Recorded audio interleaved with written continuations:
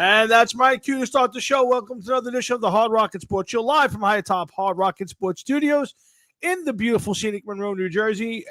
This is your 2-hour weekly get-together where we bring you all the biggest news from around the worlds of hard rock, heavy metal, of course, the wide world of sports.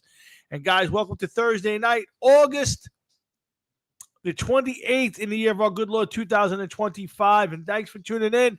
And welcome to the holiday weekend, right? The final weekend of summer, unofficially. Summer obviously doesn't end until September, I don't know, is it 20th, 21st, 22nd? But it is really the end of summer. All right, the weather's starting to cool off. So much is happening this week for me. I got a lot of traveling to do. We got the fantasy draft tonight, which we will be doing live at the end of the show tonight. We got some Madden League we're trying to get off the ground. We got a little bit of sports. Listen, I gotta be honest, I didn't prepare a bit. I really toyed with the idea of not doing the show tonight. I just have so much to do, but I love doing the show. I love getting on the air with Jeff and shooting the shit that I decided to go ahead with there. So we'll figure it out. It's really an hour and a half show. By 8:30, we'll be doing the draft, and we'll be off of we'll be doing this draft, and that'll take over for the show. So in the meantime, we'll kick it off. I hope you guys have had a great week. I look forward to spending some time with you. I hope you guys have some nice plans for the end of summer. And God bless our troops, our law enforcement, and our president, and a great job in D.C. by our president, reducing crime by 87% from last year at this time. So you know what? Folks? Give the guy a chance. Stop being dickheads. And anybody who votes Democrat, God bless you. I'll never do it again. Lots of sports to talk about right now. We're a couple weeks away also from the big premiere of the continuation of the beginning. The end continues for the Spinal Tap movie, September the 12th. Jeff and I have to kind of work out some plans to make sure we go see that. I don't know if it'll be on the Friday night. I have to see. It's kind of my grandson's birthday, so we might have to do it one night the following week. But we'll get to go see hopefully the Spinal Tap movie. Maybe we'll go to an IMAX and see it on a big screen somewhere and all that hoopla, blah, blah, blah, blah. Who cares? But let's listen. We got football season really a week away. Next Thursday night, we'll be doing our NFL preview show right here. And we'll be talking about our teams and the league, and we'll go through stuff. Maybe Frankie and Matt and some of the other guys, Frank Catalano, maybe some people who want to join us and shoot the shit and talk some football. I don't expect to see my dad tonight. He said he would not be calling in. In the meantime, my puppy's sitting next to me on the ground here, hanging out. And let's kick the show off. Let's get Jeff on and sit back and enjoy. Here we go. Let's bring on my buddy, Billy Graz. Let's bring on my buddy and for 40 years plus, kind of creeping into 44, almost 45 years of friendship. Sometimes it gets a little strained when I have to listen to his horse shit weekly, but I put up with him because I love him to death. He is my buddy. He is the Blackest Sabbath and the head coach of the returning First Losers, Mr. Jeff. He's going down Towinski. First of all, let me start off by saying, Frank Catalano, go fuck yourself. Nice. I love it. Second, I love it. Let me go on record as saying, Tommy, you go fuck yourself. Nice. I love it. Little trash talk early. Guys, if you're there, you go fuck yourself. Wow. Everybody just go it's just a sweeping glance. A sweeping thing, but everybody had to get their own in. Everybody's getting a little shrapnel in it. That's all. Everybody got a little shrapnel. I have a plan. You do. Going into the draft. Nice. My first pick, regardless of what it is. Yeah. Hey, no matter where I pick, I am picking a Denver Bronco first just to ride the bench for the fucking season. Wow. Yeah. Nice. Yeah. Also, there's a new thing here. Listen to this. So we have sound effects on the show. Listen to this one. Oh, that's incredible, man. Wow. Could you do it again?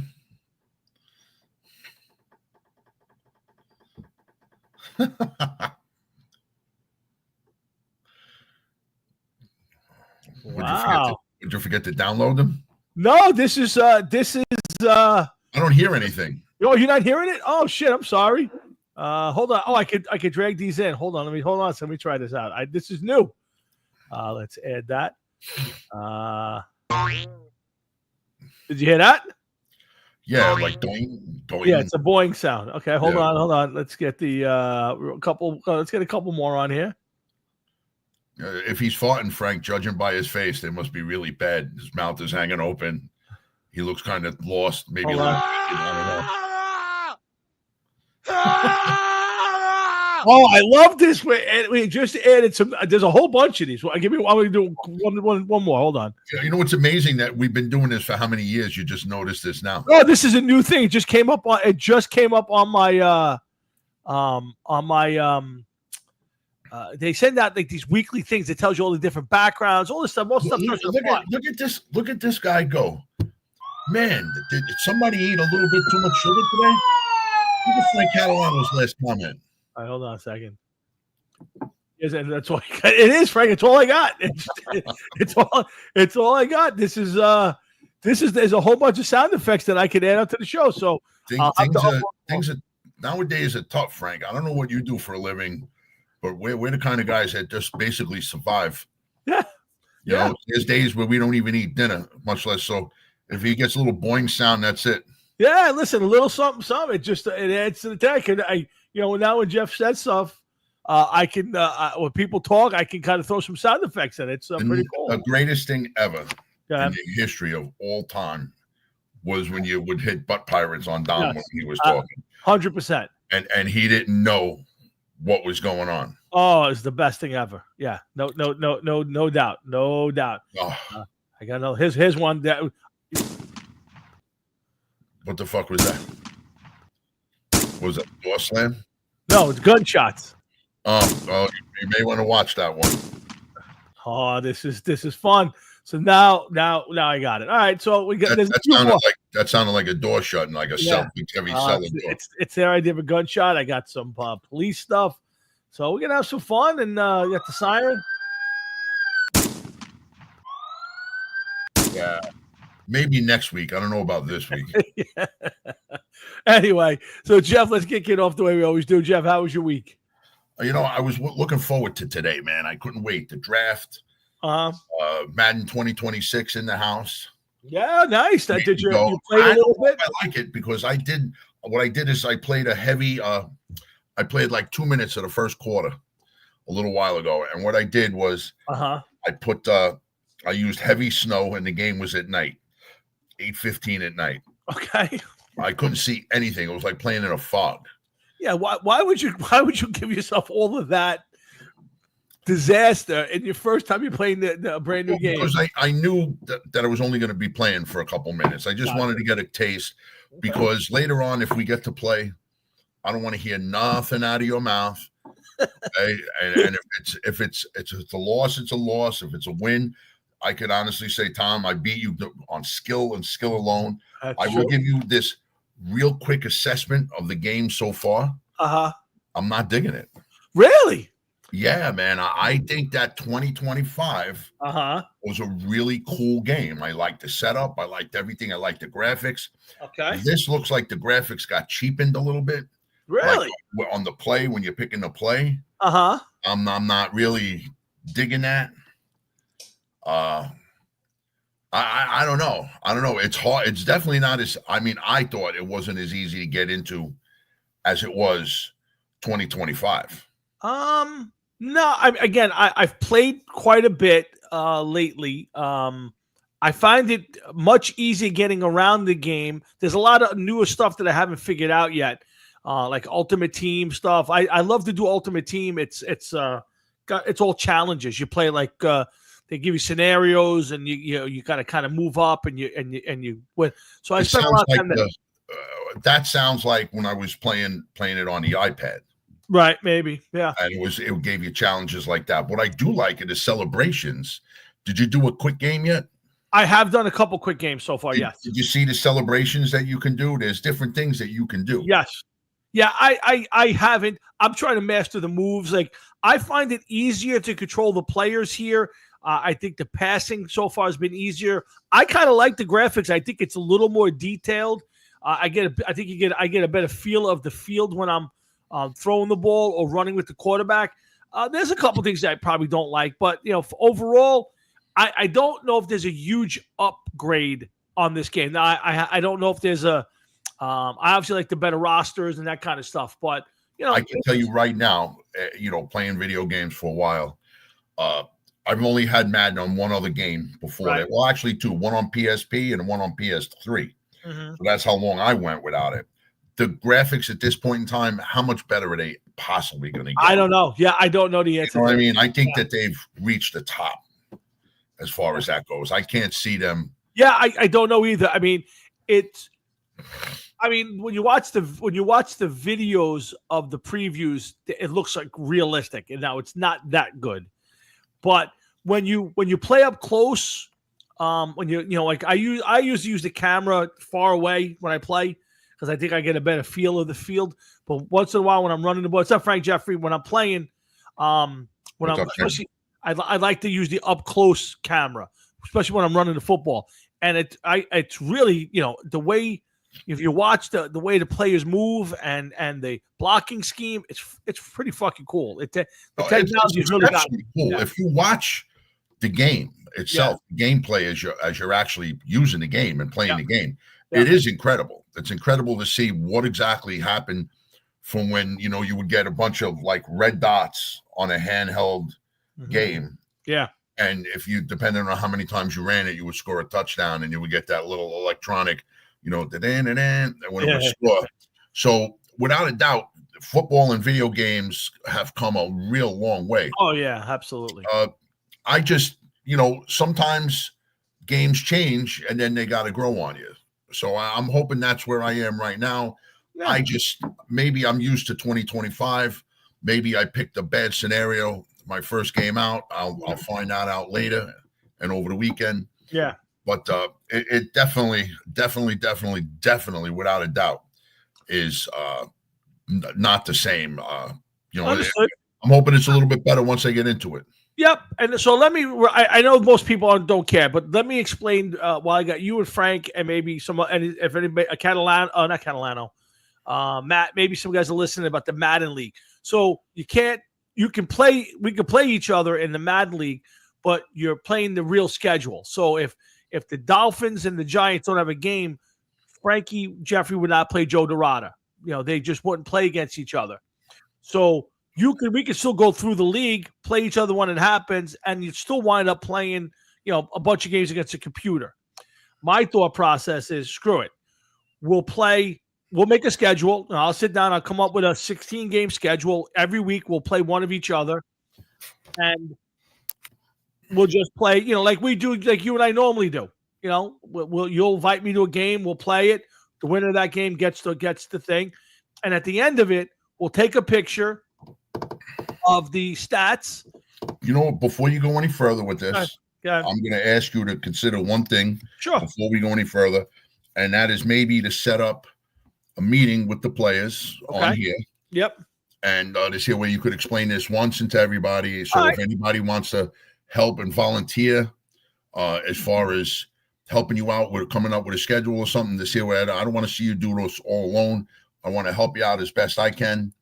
But I think that you don't want to be explaining this 5 other times. No, you know what? Maybe we'll do that. Maybe Monday. Are you working Monday? I'm working during the day, but I got out at 2:30. But right now, I just got to run inside real quick. So maybe Monday like 5:30. I'm off Monday. Maybe we'll get everybody on. I'll send out an invite. We'll all jump on here. Do I have disc, Frank? What do you mean disc? Yeah, Frank. Of course you're gonna help. We'll we do it like we do always together. We'll do it together. But I think maybe Monday I'll throw out a link. Everybody can jump on, and we'll have a quick conversation about how it'll work, and we'll come. But I think you're right. I think it's 3 games against everybody, 15 games, and then we'll do top 4 teams make the playoffs. There'll be 2 rounds of the playoffs, and then the season's over. We'll do something like that. Yeah, so that's perfect. All we have to do is we'll set up a sheet, and after every game, we just send you a picture of the game with all the stats for the players, and then you just kind of do a Excel spreadsheet every week. It's easy. Yeah. So I think we could have a conversation right here on this. I could send out a link. Everybody just joins on at 5:30 or 6 o'clock, whatever time we decide, and we'll talk right on one of these. So, I think that's a good idea from Jeff to do that. So we're going to talk a little Mets, Yankees. I'll tell you before Jeff gets back, I hope the Yankees lose every game the rest of the way. I am tired of watching sometimes good Yankee baseball. Oh, we could crush the Nationals. We will hit 55 homers. And then we play the Red Sox or the Tigers or the Blue Jays, and we get our asses handed to us. I want the Yankees to lose badly, fire everybody, and start over. The analytics don't work. I am tired of the players. I am tired of Boone not being a manager and being a caregiver. I don't want it anymore. I am completely fed up with the New York Yankees. I think that they're a bad baseball team that just pummels the teams they have to, or the teams that they should. They just have turned into that team where, oh, you're playing the Astros, will score 2 runs because they have good pitching.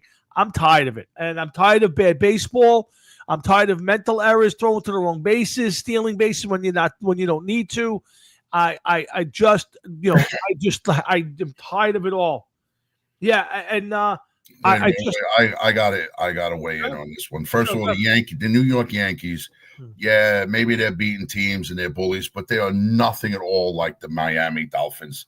The Miami Dolphins have not won a World Series. Not a World Series. I'm sorry, a Super Bowl.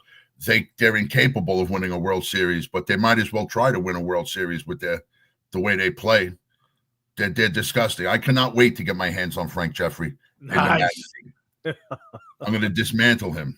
So, Jeff, we decided that Monday I'll send out a link to everybody, and if 5:30, 6 o'clock, whatever time is good, we'll all jump on the phone together and jump on this together, and we'll have a conversation. But yeah, I watched the Mets, and I think the Mets have a heartbeat.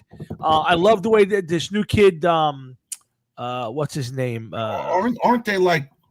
They've been moving up in the standings, right? The Mets. Well, they've just swept the Phillies, so they're showing some signs of life. The problem for the Mets are they're a bad baseball team. Let's just call it what it is.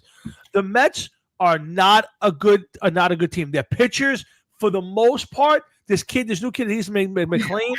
I don't follow them. How could you say this? They're 72-60, won 4 games out of first place.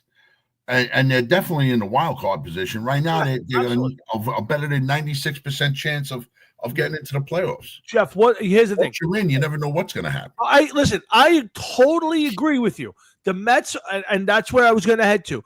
The Mets are a bad baseball team. They're not a great fundamental team. They don't come up big with runners in scoring position. Their pitchers, I guarantee you, go look it up. Their pitchers average probably 5 innings or less. Their bullpen is okay. They tell me the thing that the Mets do great. Nothing. They don't do great. Anything. Can I just sure. Frank Jeffrey. Oh. All right, back to our regularly scheduled programming, please. Yeah. So, but now here's what I'll say. What is the average amount of, and I'm not trying to argue with the fact because I don't watch baseball at all. Yeah. Okay, but just a little bit that I do follow through the papers. What is the average amount of innings that a starter goes through in today's day anyway? I would say 6. From the Pirates, I think they made a big deal. He struck out 7 in 7 innings. Yeah. And they made it sound like he just drew his 7th no-hitter in a row. And it's like it was 7 innings. So how many? 6 is the average? I'm checking it right now. Because if 6 is the average and the Mets are getting 5 innings out of their starters, that's really not that bad, no? Again, more work on the bullpen. But it's like being the tallest midget in the circus. I get it that nobody's pitching into the 7th inning, but if you're less than even the average, which to me is disgusting. Let's see, active. See, it's not giving me pitcher averaging per start. Let's see if this tells me here. Right in 1 second. No, it's giving me actual players. I want just the average in the league. If I'm not finding it, I can probably look it up on Gemini. It will probably tell me, but All right. So the bottom line is, and I'll try to find it along the way here, but maybe Frankie 6 or 7. We looked it up. Isn't this now putting more strain on the on the long start? I don't even know. On the bullpen guys. On the bullpen, of course, not even the closer. Yeah. On the middle relievers that got to pitch maybe 3-4 innings. Well, here's the thing, Jeff. It is putting more on the closer because now when you're taxing your bullpen every night, you're going to start asking, you're going to run out of guys in certain games, and you're going to ask your closer to come in and pitch multiple innings. Now, that shouldn't be a problem for an elite athlete. They should be able to do that. But these guys don't bounce back. So a guy pitches 2 innings tonight, you lost for 2 days. So yeah, but you know what, Tom? This isn't 1978 where guys would come in and pitch 2 or 3 innings. No, that's a lost start. I agree with you. Baseball is it seems my take on baseball. It seems like a bunch of specialists now. It really is, and that's kind of the problem. One job to the other as the game goes on, and that's kind of the problem. And that's the problem with the pitching. The pitching has become just get me to the 5th inning. And Frankie Catalano, I agree with you. The last week or so, I agree. But what about the last 4 months? This isn't a team that played great for 4 months and it slipped a little bit. They were great, whatever part of March and all of April. But the last 4 months, the Mets are an average team. They got up to a great start. It's kind of the Yankees of a couple years ago. They got to the great start, and then they kind of, slugged their way into the playoffs. I'm not telling you that the Mets aren't capable of putting together a streak. They've got some players. But when you look at how deep their starters go into games, when you look at their hitting with runners in scoring position and their big hitters hitting clutch, it's not there. This is not a great Mets team. Viento's starting to come around. Can the Mets go on and run through the playoffs? Absolutely. There's no doubt in my mind they can. But nope. Okay, 5 point. So, Jeff, the average in is 5.4, which is that's half a game. That's about half a game. Which to me is disgusting as a whole. But when I went through with a buddy of mine at work who's a Met fan, and most of their pitchers were going 4 innings. And now they got this new kid, 2 starts or 3 starts. He's getting into the 7th and 8th inning, and that's terrific. But you're not going to play. You're not going to be successful if you're going to tax your bullpen so much every night. And when you don't come up big. So to me, I get the Mets can turn it around, and we'll see if they do. But the last 4 months, the Mets have been a bad baseball team, not an average team. A bad team. Go look it up. Go look at this, that. Go look up their record since April on now. And can they turn it around? Absolutely. For the Yankees, Jeff, the problem for the Yankees is it's too many days where guys run to the wrong base. I thought there were 2 outs, so I didn't. It was only one. I thought it was 2 outs. There's only 1 out. Throwing to the wrong bases, just bad baseball, and nobody gets held accountable. Guys don't hit, they don't get held accountable. They start every day anyway. The Yankees are a bad team right now. Yeah, listen, I mean, their record shows that. And they were a team, they were in first place for a while. And then all of a sudden, it's like they just, fell off a fucking yeah. And Catalano's right. Fundamentally, this is a bad Yankee team. And here's the problem for me as a Yankee fan, Jeff. I want every year to watch good Yankee baseball. Like, I want them to be a competitive team, a good team, chasing the playoffs. I'm all for it. But, and they made the World Series last year, so it's hard to complain. But since 2017, this team has this track record of we'll get 90 wins during the regular season, and we get to the playoffs, and we forgot how to hit because we're starting to face the number 1, number 2, number 3 starters, not, the number 4 and 5 starters on teams that are winning 40 games. You're facing teams that are 90-win teams, and you're getting their top rotation guys. And the overall theory on the Yankees, their analytics say everybody swing from their heels and try to hit long home runs. And it doesn't work. And every year you get this false sense from April till September, and then October comes around, and you can't hit, and we get not bounce out of the playoffs. So I would rather see them get crushed the rest of the year, not make the playoffs, get embarrassed, and fire everybody and start all over again. Well, let me ask you something. Let's say that happens. Okay. Is there somebody that you want to see manage the Yankees? That is a great question because here's the problem. My problem for the is not the manager, and it is the manager, but it's not the manager. Joe Girardi was the Yankee manager before Aaron Boone was 7 or 8 years ago, and Joe Girardi got fired basically because some of the young players didn't like the way he talked to them. They pouted because he yelled at them or he pushed them, and they fired Joe Girardi, who by the way had won a World Series, and brought in Aaron Boone. And basically the last one to win a World Series. Yeah. And basically, and there it is. That's the guy I would want, A-Rod. And I'll tell you why. And it's something I think you and I have talked about before. When you bring in first of all, A-Rod loves the game. He's got a brilliant baseball mind. He's a bit of a moron. But the other thing is that he brings, Jeff, and it's good and bad. He brings the fact that he's done it. He's been a star in the league. Yeah. No, see, Posada, I don't know. Definitely bring back a spark, but I would love to see Billy Martin come back and see what he can do at this point in time. Yeah. Quiet in the dugout. Yeah, I would love to see it right now. Posada, the theory on Posada is that, and it's possible. To me, A-Rod's the guy. He loves baseball. He loves the game. He knows the game, and he was a superstar that. I think if he sat down and told these guys, hey, you're doing it wrong, they can't go, well, what the fuck do you know?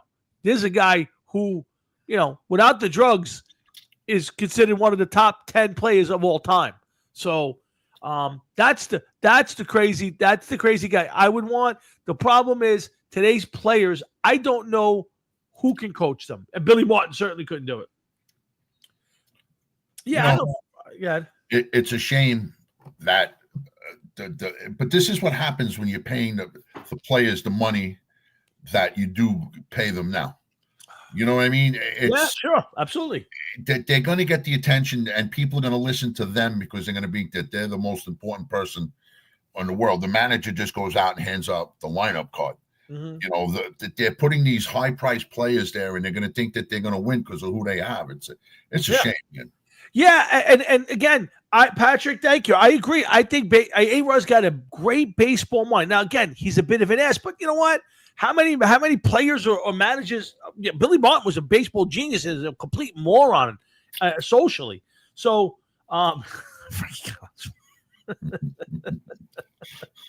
yeah, it just happens to squeeze in there. Yeah, always. Yeah, it's fine.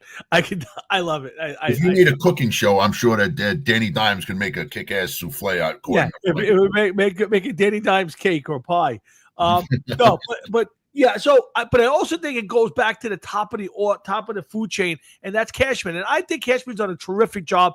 Deserves to be in the Hall of Fame. Here's a guy who came in, again, took somebody else's team.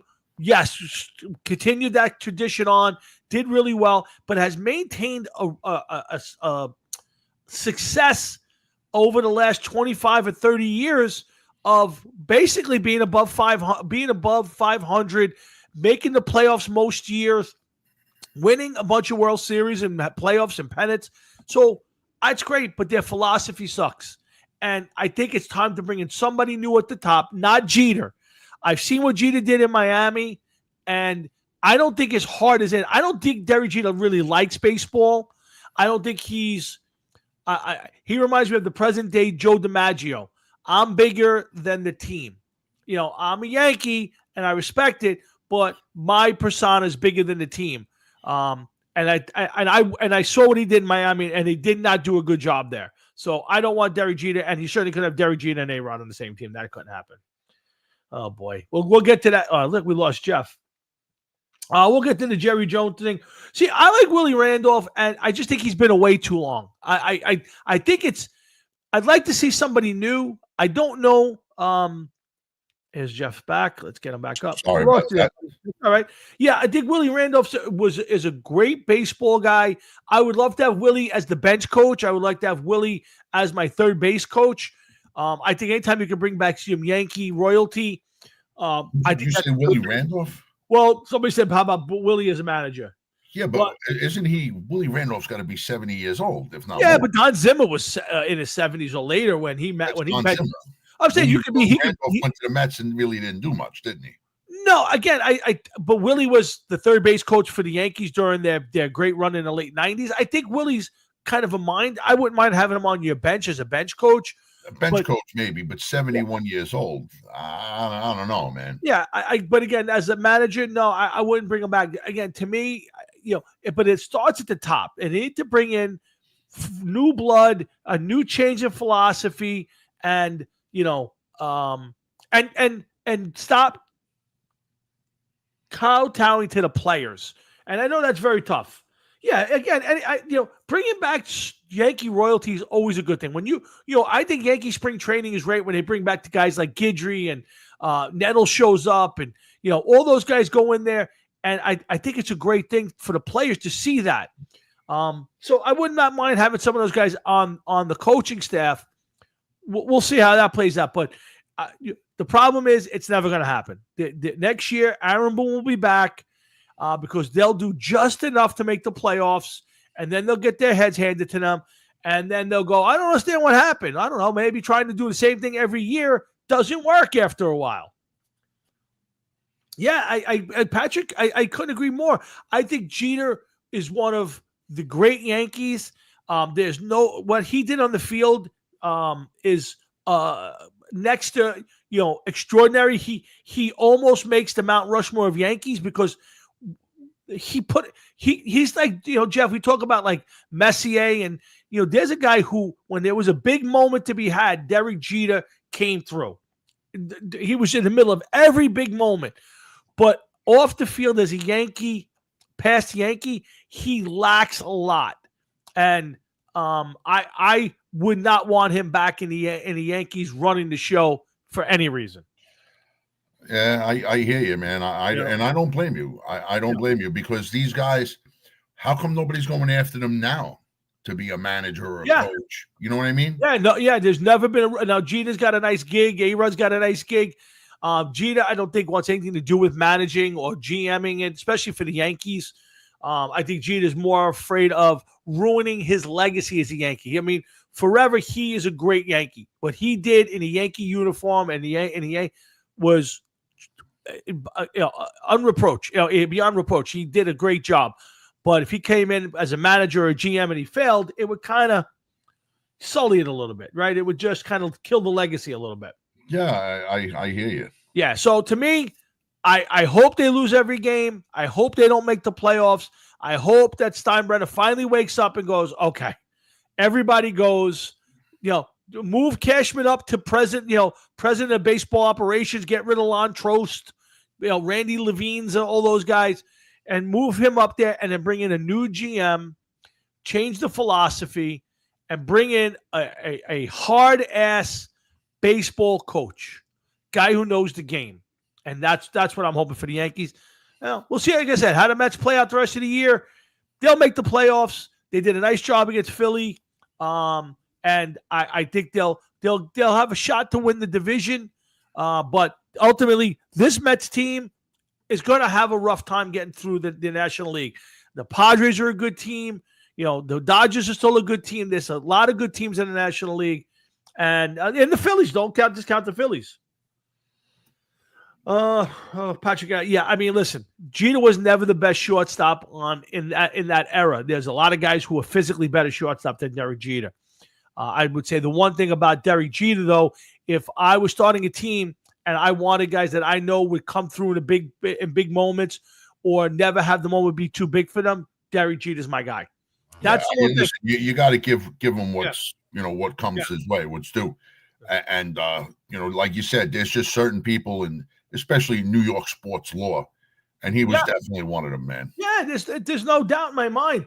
I mean, that Derek Jeter's a guy, and now we are an hour and 10 minutes, I believe. That can't be that. No, we're less than an hour.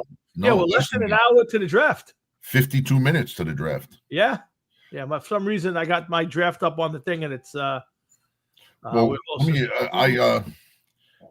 where I disappeared to before I hit the link.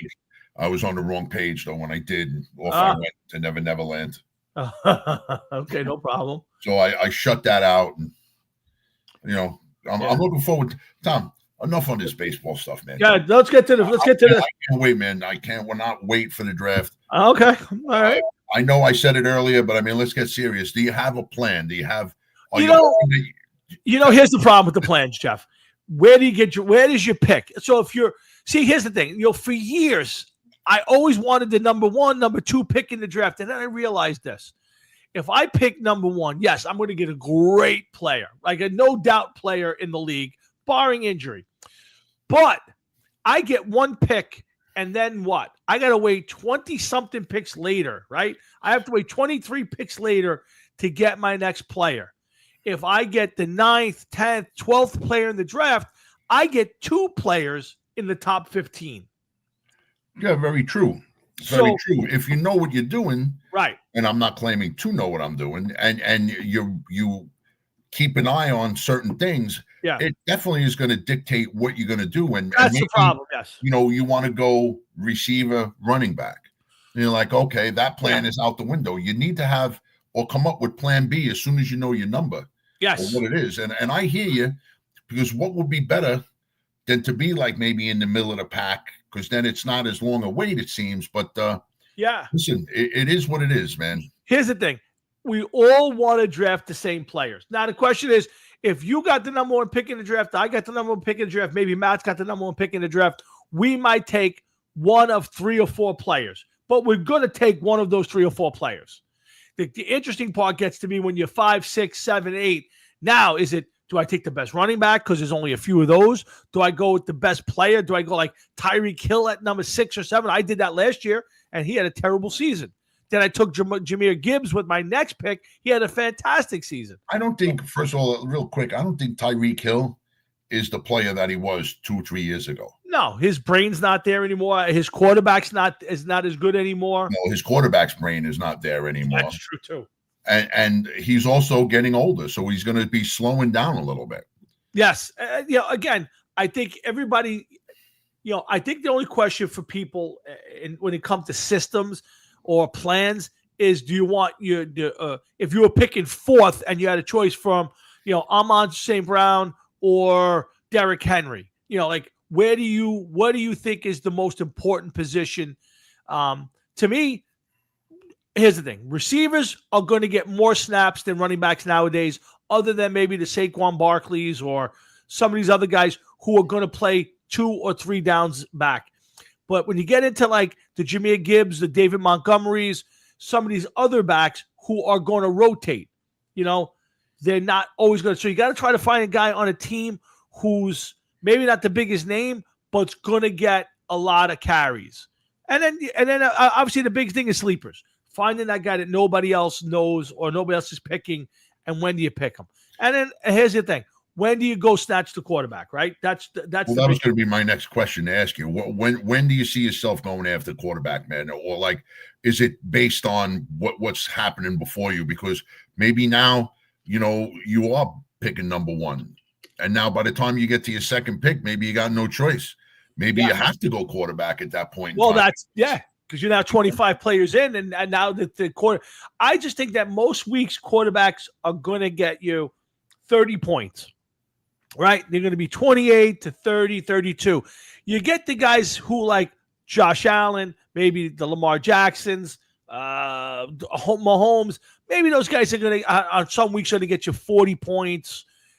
So to me, it's almost like there's 2 or 3 guys at the very top in the quarterback spot, and then there's a whole bunch of guys in the middle. So I would say, depending on what position I'm picking, it's probably 3rd or 4th round, and then I'm going to grab a quarterback. And that's being completely honest. My first few picks, I'm looking to get running backs, wide receivers. Those are the guys I'm looking to grab a hold of. Yeah, I hear you. I hear you. Last year I went quarterback early. Yeah. And it worked out well for me. Sure. I picked Josh Allen. Yeah. And, like I said, for me, I got to see what's going on and where I'm picking and what my number is. Because like you said, a quarterback, and I don't understand how people don't want to take a quarterback, because if you can get a guy that's getting you 30, 40 points a week, you got to take him. And Josh Allen, I think, had 1 or 2 weeks where he was in the 60s. He had tremendous games. Yeah. to wait to the third or fourth round, and the quarterback is the one that's getting you most of the points on the team anyway.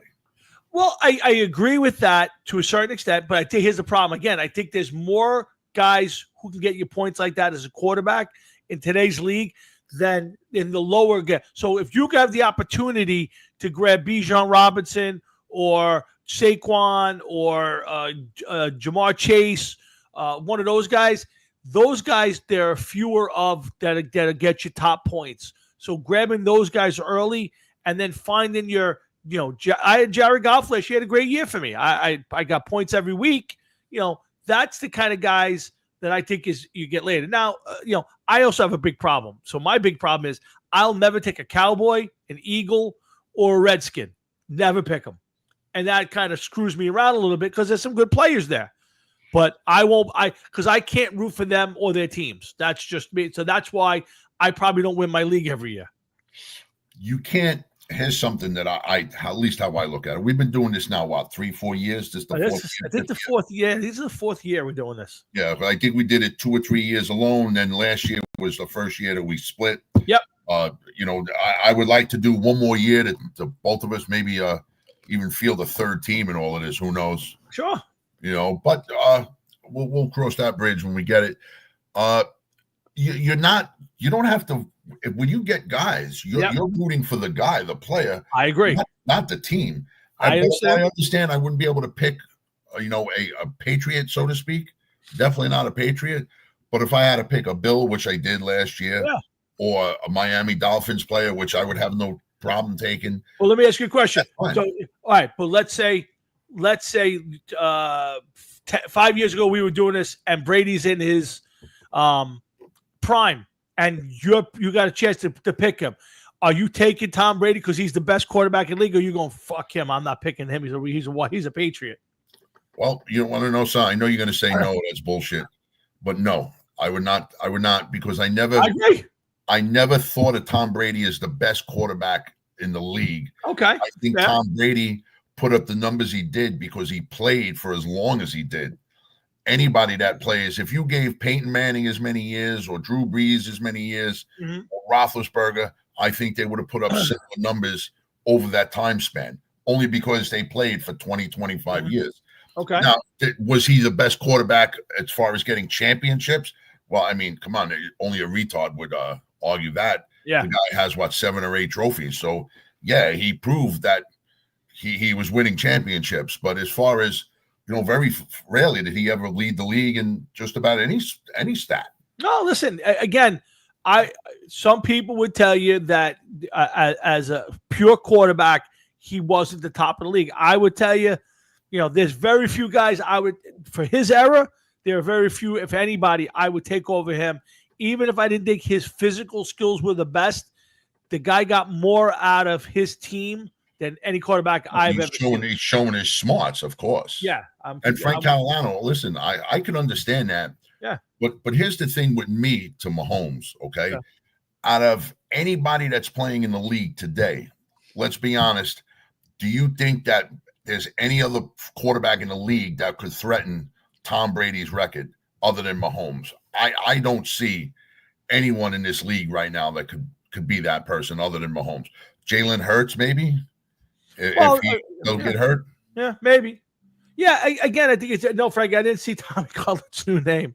Yeah, I mean, at the end of the day, when it comes to, here's the problem I have. Like, say I pick Saquon Barkley and you say, yes, you want Saquon Barkley to do well, even though he's on the Eagles and you hate the Eagles. But here's my problem. If Saquon Barkley does really well, it probably means they have a really good chance to win. And I want the Eagles, the Redskins, and the Cowboys to lose as many games as I possibly can. So it's hard to have that guy on my team and then look up and see that Saquon Barkley or Brian Robinson scored 4 touchdowns, and I'm going, great, my fantasy team's winning, but that means their team's probably winning. So I can't root for Cowboys, Eagles, and Redskins because it's just I have to hope that they lose each and every week as a Giant fan. Tommy Chowder. That's actually funny. What happens if here you are, it's the third round, okay? The running backs, they're thin at this point in time, thin. And the only one worthwhile is Saquon Barkley. I would And disagree. you need him, and you know that there's a couple guys coming up behind there that also need a quarterback. And they already have a good team. Their team's already stacked. Right. Are you going to pass up the possibility of taking Barkley now? Yes. Really? I would absolutely, positively. I would pass on Saquon Barkley. I would pass on anybody from those three teams because I can't root for them. Now, so you go down with the ship because you would be afraid of getting your clothes wet if you jump. You know what? Here's the thing. Wow. I love fantasy. I do. I love doing this with everybody. I love the draft. I love, last year I started out 0-4 and I wanted to win in my last 8 or 9 games, wound up in 5th place. I can't believe this. Great. This every time. But I would take last place every year if those three teams would lose more games than they won. So to me, I can't root for the players on those teams because I want them to lose. So that's my point. No, I understand your point, but your conviction is just too strong, man. Listen, I will tell you, I've been doing fantasy again for the last 10 years.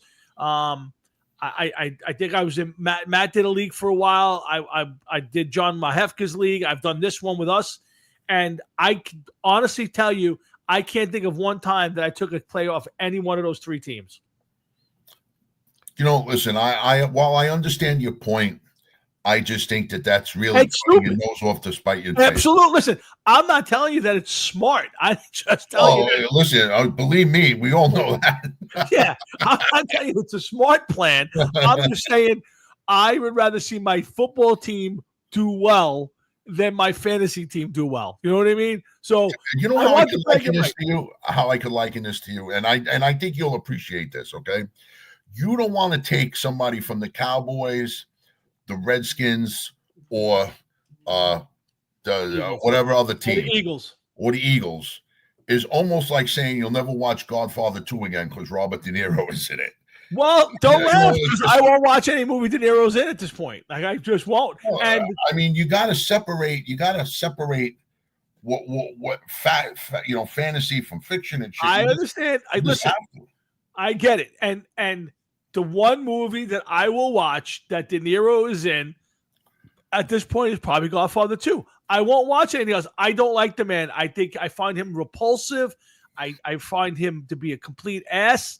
So I won't watch it. Does that make me dumb? Yeah, probably does. No, I don't think it makes you dumb. And at some point, I'll probably get over it. But at this point in time, it bothers me. We are 38 minutes from the draft. We're probably about 8 minutes from getting the official draft order. So how much does it matter to you, Jeff,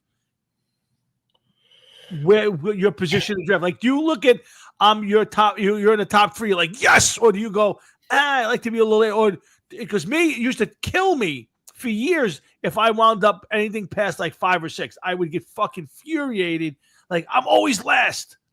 I understand your point about the change, and I didn't think of it this way until we did the mock the other night. Right.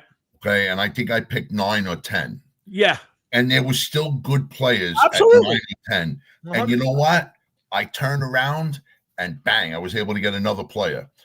Players like Jamar Chase, they're gone. They're gone. Yeah, absolutely. If you're number 3 or more, he's gone. Absolutely. If he's there, all that means is that nobody in your league that picked before you knew what they were doing. I agree. Oh, okay. No, 100%. And it is what it is. If you didn't get him, you didn't get him. There's going to be somebody else. There were still great players available. Yes. And then it depends on what you're going to do. Like this year, don't we get a couple extra guys, a couple extra players? Yeah, I know. There's one extra player. You're picking an extra guy for a flex position, and it won't be used as a quarterback. We decided no 2 quarterbacks in the game. 1 quarterback. Okay. Listen, the rules are rules. It is what it is. I would have loved to have seen a second quarterback to be used because what happens if you pick 2 quarterbacks and one of them got hurt? You know, I agree. No, again, everything. Yeah, I agree. Just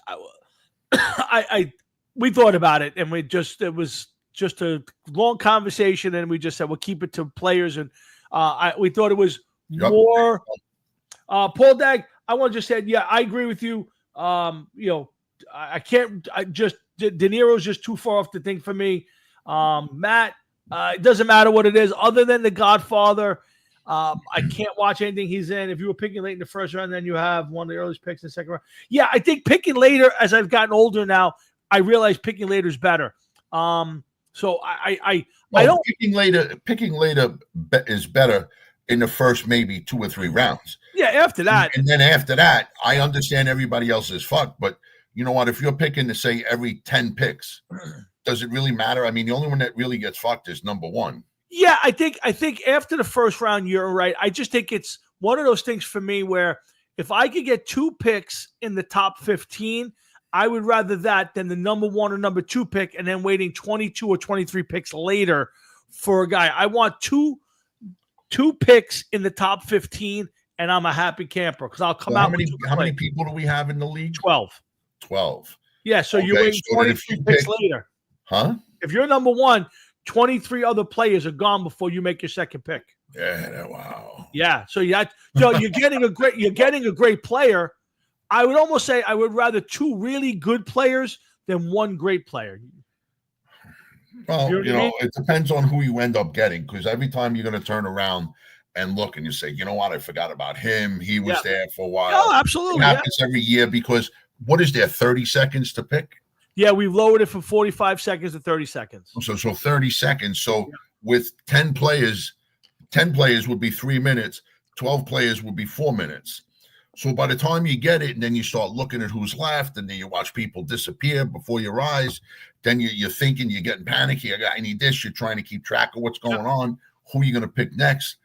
It's almost ideally, it would be great if you can have a 2-man, like if every team was a 2-man team. I think it would be a lot more serious that you got one guy running the board and the other guy making the picks. It's possible. Again, Hard Rock is was that Jeff and I'm Tom. We're here every Thursday night. We're getting ready for our fantasy draft. We're going to be doing 34 minutes. Yeah, minutes. So we'll be doing that. We still got. I want to get to Micah Parsons and the Cowboys and the big blockbuster trade right before the season. Does that stressful 30 seconds? Listen, brother, if you're a good GM, 30 seconds is a lifetime. I want to go back to a couple things. Let's go back. Frank Catalano, if De Niro dies, I still don't watch it. I just spit on his grave. Matt, what's the score of the Boise State game? I got $50 on the parlay tonight, and I got Nebraska, my favorite team, at 9:00 based on your parlay. So what's the score of the Boise State game? I got under 46. 5 minutes between picks. We'll be here for 2 days. Yeah, that'll be too long. We would have to start on Monday to be done for Saturday. Jeff, before we get too far into the draft, let's talk a little about the big trade today. The Cowboys could not get their great pass rusher in camp, and finally succumbed and made what I think is a really great trade for the Dallas Cowboys. I don't understand it if you're the Green Bay Packers, but Dallas gives up Micah Parsons and gets 2 number 1 picks and a defensive tackle, Kenny Clark, in exchange. Jeff, didn't they? Wasn't the guy they got also like he's a very good player. A very good player, also, yes, right? Very good player. So to me, the Cowboys did, and Paul, I've never done fantasy in NCAA football. No, never been in a league like that. He's a really good player. You get 2 number 1 picks for a guy who, let's be honest, Micah Parsons is a really good player. He's maybe even a great player when he's playing the shitty teams like the Giants or the Redskins. When he plays good teams or he gets to the playoffs, he is nowhere to be found. And I think this is a great trade by Jerry Jones and family and the Cowboys. And this to me could be the start of the rebuild, because Jeff, there's no way in the world they could have gave this guy $40 million after giving Dak 60 and CeeDee Lamb 35. It's just too much money for 3 players. Yeah, of course, too much money between players. It is a lot of money, but you want to know something, Tom? This is what the owners have done to themselves. This is the corner that they painted themselves into. Correct, and this may be the beginning of trying to take that back by Jerry Jones saying, "Hey, we're not going to give you that money. We'll let you leave." I think it's a nice kick in the ass to the. Now he went and got his money somewhere else. I think he got a $40 million deal from the Packers. $120 million guaranteed, I believe. Yeah, I don't understand what the Packers getting out of this. They give up their future for a team that's not ready to win now, that took a player that does not change games. This guy does not change the outcome of games where he takes over. this is the first guy that they'll have on the team that has hit double-digit sacks since like I think maybe 2015 or something. Za'Darius, what the fuck is that guy's name? Za'Darius. He's a defensive lineman or something. That was the last Packer to have double-digit sacks. I got it, but he's been in double-digit sacks for the Cowboys. How many playoff games has the Cowboys won? This is not, if you were telling me he's going to a team like maybe the Lions. He's a better quarterback. I agree, but if he went, if he was going to the Lions or maybe the Bills or even maybe the Chiefs or the Eagles, a team that, okay, they're one or two players from another real big run. He'll change the defense. He'll be on, they'll be ready to go to the Super Bowl. I'm all for it. You give up like the Rams did a few years ago. That I got. But the Packers, they're not ready to win now. And this guy's, not that he's old, but you're getting more wear and tear. You're going to give a guy $120 million guaranteed deal. You give up 2 number 1 picks. So now you can't even fix yourself next year or the year after. I think this is a dumb move by the Packers and a great move by the Dallas Cowboys. Really just a great move, Jeff. Yeah, but you know what? Let's say that the Packers actually are better than halfway decent team. And then number 1 picks are in the 20s up to 25, 30 maybe. Are they going to get a game changer at that pick? Plus their own pick. I mean, yeah, maybe they could package them and get something. I just launched the draft I just launched the draft, and I know. Okay, Frank Jeffrey has the number 1 pick in the draft. Oh, my boy. Yes. Jeff, do you want to know where you are? I don't know. Do I? I don't know. Do you want to know? Yeah, tell me. You are the number 4 pick in the draft. Number 4 pick in the draft. Yes, I am usual number 7. Catman's number 8. How do I get to the draft? Go to your team. Go to the draft. Click on the draft. And it should say launch draft application at the top where it says draft. Yeah, click on that. It should say on the right. It should say launch draft application. Launch draft application. Yeah, click that, and you should be taking you right to the page. Okay, championships. All right, so you should countdown clock 28 minutes. Hard Rocket Sports 7. Oh my God. Oh my God. Iggy Mo is at number 9. The DC Rip is at 10. Joe Fro at 11, and Bianca rolling in at number 12. Who's the underachievers? 80s rock forever. Matt, which one are you, Matt? Are you the 80s rock?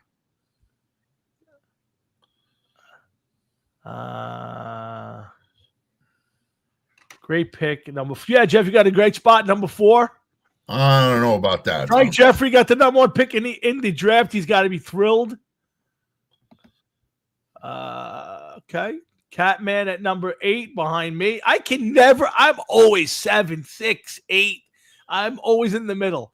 My team sucks is Iggy Mo. Let's see. So somebody in here, it's got to be my son-in-law's got to be number 3, I'm guessing. The Blackest Sabbath, Steel Yanks. That's Dominic, I think, or Big Blue is my son-in-law. Who are the underachievers? I have no idea. Yeah, I don't know the people in the league. Yeah, Panthers is Frankie. 80s rock, Matty. Are you 80s rock? That's got to be Matt. The underachievers, I'm not sure who that would be. You, Steel Yanks is either Dominic Capicaro or Tony Jordan. Then it's you. The other one is either Tony or Dominic. That's Big Blue Wrecking Crew is my son-in-law. Me, Catman, Iggy Mo, DC Rippers, Joe Fro, and Bees Knees. Yeah, I'm not sure who the underachievers are. I'm not sure, but again, we're 12 plays. Frank Jeffrey with the number 1 pick. He's got to be ecstatic right now. Why? He wanted to be number 1? Who knows? But he was so pumped up about it the whole bit. So yeah, listen, there's a lot of great players on the board. Right now if I was him. Yeah, well, that's the problem. So now he gets number 1 pick, and then he's got to wait 22 picks later to get his next pick. Oh my God! So Jeff, is this throwing your strategy off now? Now that you see where you're at, do you know where you want to go? You know what, Tom? I'm just in there loading up the gun right now. So I have a whole bunch of players in the queue. Okay. And I'm just going to take it from there. I honestly don't know. I mean, I'm evidently going to get a very good pick as soon Absolutely. as we start. We know that. Yep. And we will see what happens from there. I'm hoping to be competitive, man. That's all I can say. I'm hoping to be competitive. That's it. So yeah, right now I put a bunch of guys in the queue. I got a feeling most of them will be gone by the time I go to pick, but it is what it is. I'll take my time. I'll make my pick with the best players available, and I'll roll with my team. Let's be honest. I would tell you that most teams by the midpoint of the season have probably adjusted their roster because of injuries or whatever. I would bet you most guys are 40% different teams by the time you get to middle part of the year. Well, I'm man. You said that. I remember watching Matt last year. Oh my God, Matt run that team like I was wanting to take his phone away from him. I never seen somebody make as many roster moves as he did. Yeah, I think that's a bad strategy too. His team had none. Yeah, I think that's a big strategy. Yeah, I think sometimes you gotta let a guy run it out a little bit. Matt is too. Matt, listen, there's a guy who was up till 4:00 in the morning last night reviewing coaching tape of Micah Parsons. So he's a complete maniac. So you got to throw out all relative normalcy when it comes to Matt. He's tonight. Where is he picking? Matt is picking. I think he's number 2. I think he's number 2. The Underachievers has a picture of a guy with a beard. Yeah, I see that. I don't know who that is. I really don't know who the Underachievers are. I'm trying to think all the people in the league. So Catman,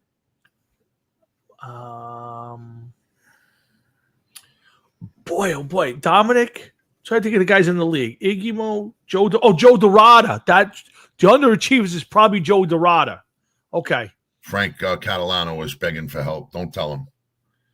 Don't tell him. Wait, hold on. Let me see something real quick. Frank, you want to Google Danny Dimes and then go fuck yourself. How's that, Jeff?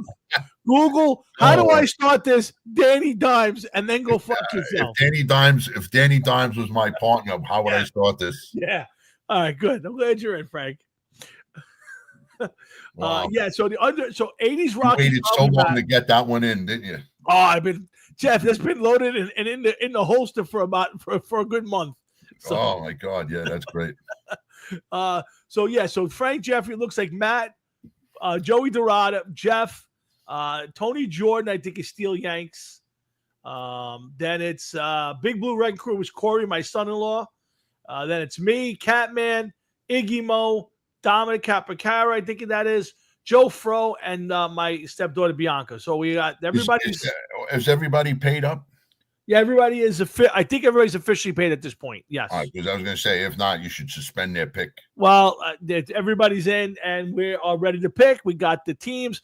One thing I'm going to institute this year, and I don't know if everybody's getting the emails I send out, but every Tuesday I will send out a letter. An email kind of breaking down the weekend's big games, who won, who lost, and maybe whatever kind of stats I could put out there, who had the most points scored, who gave up the most points. So every Tuesday morning, God willing, I will put out a kind of the league I do the baseball, and they do that. And every Tuesday morning, they put out this whole thing about who did what and who. It's a lot of fun to watch. So I will put that out there this year. And I gotta go take a leak because now I'm getting a little. He's getting nervous. He's getting anxious. Yeah. It's a nervous pee going. I'm number 4. I got a lot to look forward to here, man. Yes. You have a good draft spot there. Again, Hard Rocket Sports at Jeff and Tom. We're here talking a little sports. The Hard Rocket Sports crew do want to send out our congratulations to Travis and Taylor on their big engagement.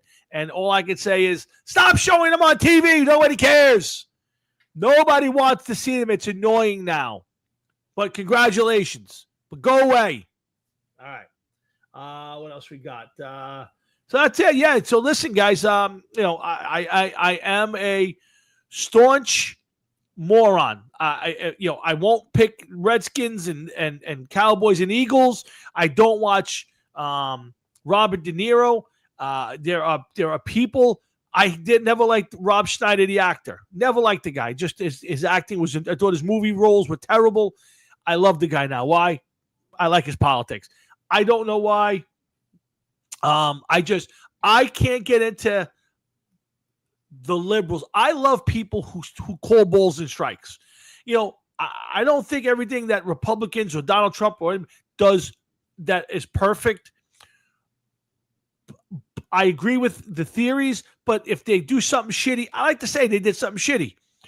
The problem I have with the liberals of today, the progressives of today, is there's no balls and strikes. So I have no respect for those people. I respect the people who say, hey, he did this good, he did this shitty. So that's my problem, and that's why I am obnoxious that way. But yeah, Paul, I just find guys like De Niro and Jane Fonda. Any human being likes Jane Fonda, I don't know. I can't even imagine. You have all the bullshit from the Vietnam War that she's even allowed to walk the streets without people throwing rocks at her. I don't get. But who cares? You know what? I am who I am, and I ain't going to change for anybody. And what are you talking about? Throwing rocks at who? Jane Fonda. Well, she deserved whatever she got. Yeah. That was a different time and a different way, and yep, he was an asshole. So let's see. I'm checking the again, guys. You're going to hear a lot of draft stuff right now. Let's see who's in. I see people. Let's see. Catman started a new chat. Catman Frank started a new chat. Hard Rock and Sports joined the draft. Panthers joined the draft. Steel Yanks are in. Frozen. Underachievers have joined the draft. 80s Rock has joined the draft. So it seems like everybody is here right now. I'm going to put out a little message. 5 seconds. Yep. Good luck to all of you except Frank Catalano. Man, that's blow. Oh, my God. I hope you draft Danny Dimes. I hope your team dies. Yeah. Okay. That's in the draft now. That's out with the thing. Yes, Trump 2028. I love it, man. I'm watching this guy Gavin Newsom, who's one of the worst governors out there, runs the worst state, and I listen to this moron rip apart Trump, and he's trying to beat Trump. To me, you got to be authentic. But so Jeff, I mean, are you sitting here now? You're a little worried? You got your player in the back of your head that you want at number 4? Is it in there? I loaded up my draft queue, okay. Of course. I have a bunch of people in there. Uh-huh. And I can't do anything. I got to see what happens. I really have to see. I can't worry about anything other than me right now. Yeah, that's the truth. Who's this? I missed something. It's a great pick, number 4. I don't know, Paul. I just saw that now. I don't know. Time will tell. Number 4 is a great pick. Yeah. Number 23 or whatever the fuck it is, next pick is not such a good pick. No. Yeah. No, that's yeah, listen, that's the way it rolls. I mean, so you get a great pick early and then you're going to struggle. Like I will get just about, let's see, so that'd be 12, 5. So I'll get 2 players in the top 20. I'll get like number 17. Yeah, but then your big jump is going to be between rounds 2 and 3. Yeah. Yeah. Cause then I'll get 3 good picks early. And then my next one on number 4 will be a little rough. That's all right. Listen, I will deal with whatever I have to deal with. I will pick the best player available. I will fill my spots. And like I said before, most of the time when you're doing these things, by middle of the season, guys have gotten hurt, guys' performances has dropped off, and the key is searching every week and fixing your roster. I did a good job last year doing that. I didn't draft real well. I didn't like my team. I fixed it up. I cleaned it up. I picked up a couple guys who wound up. I took the kid Tyrone Tracy from the Giants after the draft. He had a really good year. I got lucky. I took other guys that I thought were going to have great years, and he didn't. So you know what? We'll play it the way it comes. And I got one guy that I would tell you I'd like to have this year. I don't think I'm going to get him at 7, but if he's there, I'll grab him. I'm not telling you. I'm not telling you. You're not telling me?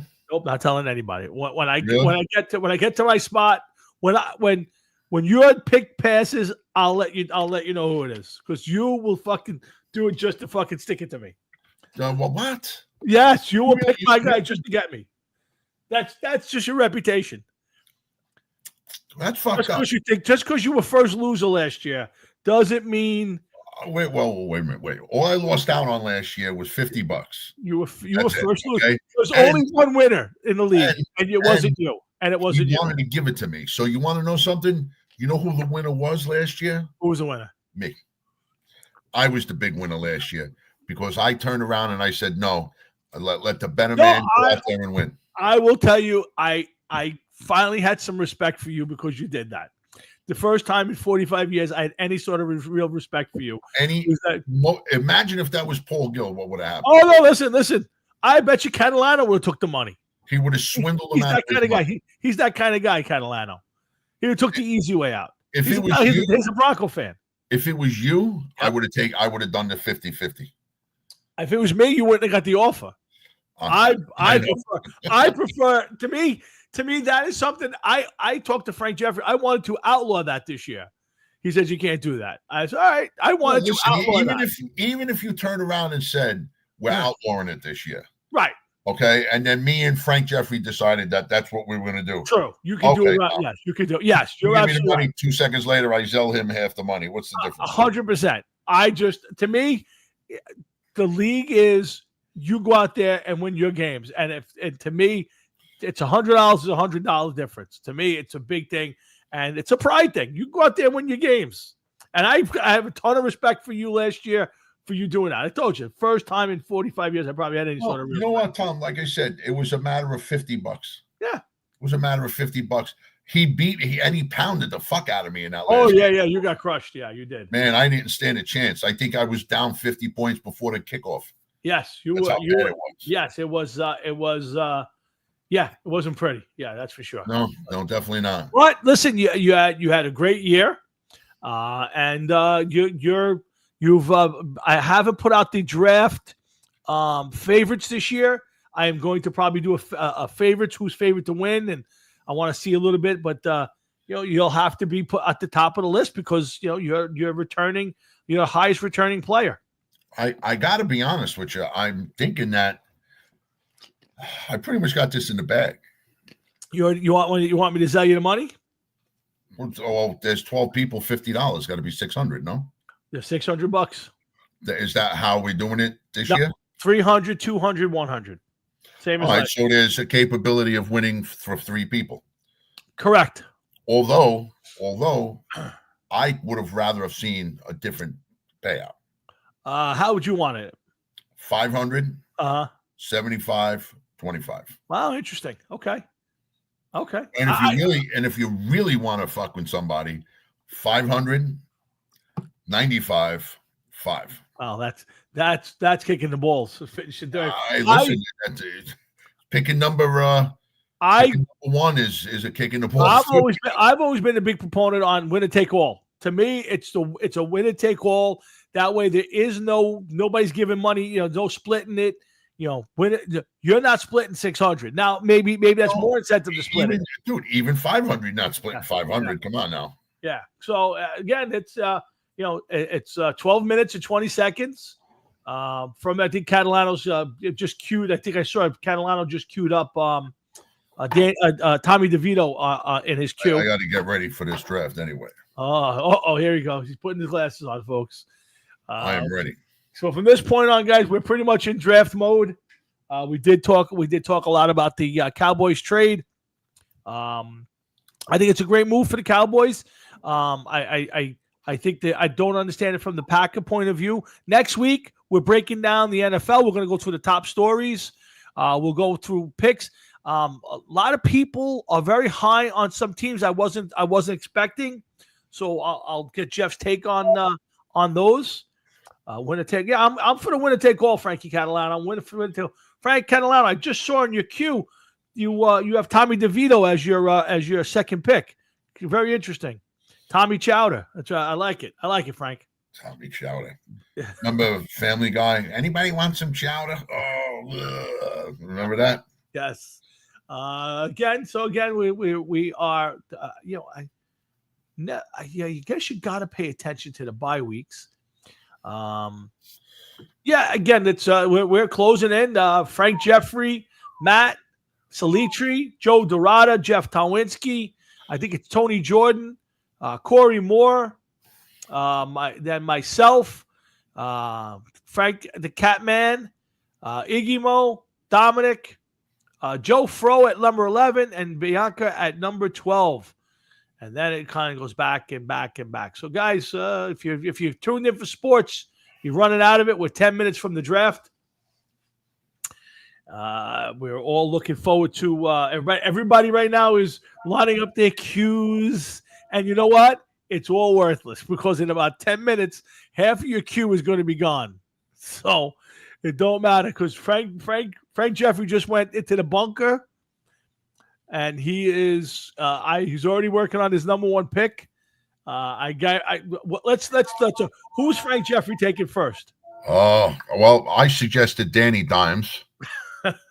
And Frank Muley said definitely he's good, I heard. Yeah. And Frank Jeffrey said I'm thinking Tua, and Frank Muley said agreed. I think I'm not sure, he may be devil's advocate in all of this. Oh boy. I'm not on the okay, here's Iggy Mo's typing FML. I picked first. Oh boy, okay, boys, who should I take? Danny Dimes. Have you heard he's good? Yeah. Go big, Frank. Yeah, Justin Fields. Yeah, so Friends is a Pats fan, and that's what they're calling him. Oh, my friend is a Pats fan. Yeah, listen, I think Tommy DeVito is a very capable backup and a personality for your roster. He'll be great in the community. And I will tell you, I think Tommy DeVito will be back with the Giants in the near future. I think at some point, whether it's probably more like next year, but you'll see Tommy DeVito back with the New York Giants. I think that's a spot where he wants to be in that, and I think they want him back. So we'll see. Frank Jeffrey is from one out. Yeah, I would agree with that. Frank's pretty excited to get the number one pick in the draft. So 8 minutes away. We get a little goosebumps. To me, this is the best part of the whole the whole fantasy football thing is tonight. To me, I would like to draft every week. I think this is the most fun that you can have. So what are you saying? You want to do a new draft every week? We could start a league like that. That'd be pretty cool. Yeah. Frank Jeffrey says he hates the first pick, and I understand it. That's just the way. 7-9 is a good pick, Frank Jeffrey. Yep. But everybody, everybody's pretty much bailed out on us. There seems to be very little activity on our board. Everybody is out there getting ready for their draft. And listen, 7 minutes, Jeff. 7 minutes. Oh boy. I have Jamar Chase as my number one pick. He obviously won't be there. I would tell you, I would almost bet Frank Jeffrey goes running back here. Why? I think because there aren't a lot of great ones. You could get a really good wide receiver at any point. There's enough wide receivers. Think about it. Most teams, there's 32 teams. Most teams have 2 starters. That's 64 wide receivers that play regularly. And then most teams have a third guy who gets a lot of touches. That's 96 guys that you could choose from a wide receiver. But most teams have one back that is really good. And even after that, once you get halfway through the league, you're at a. So to me, a great running back is huge. Now, again, if I was picking early in the draft, I would take Chase. I would take one of those kind of guys.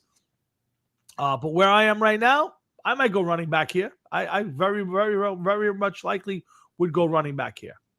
Justin Jefferson had a great. I had the other kid from the Vikings last year. What's his name? The one that.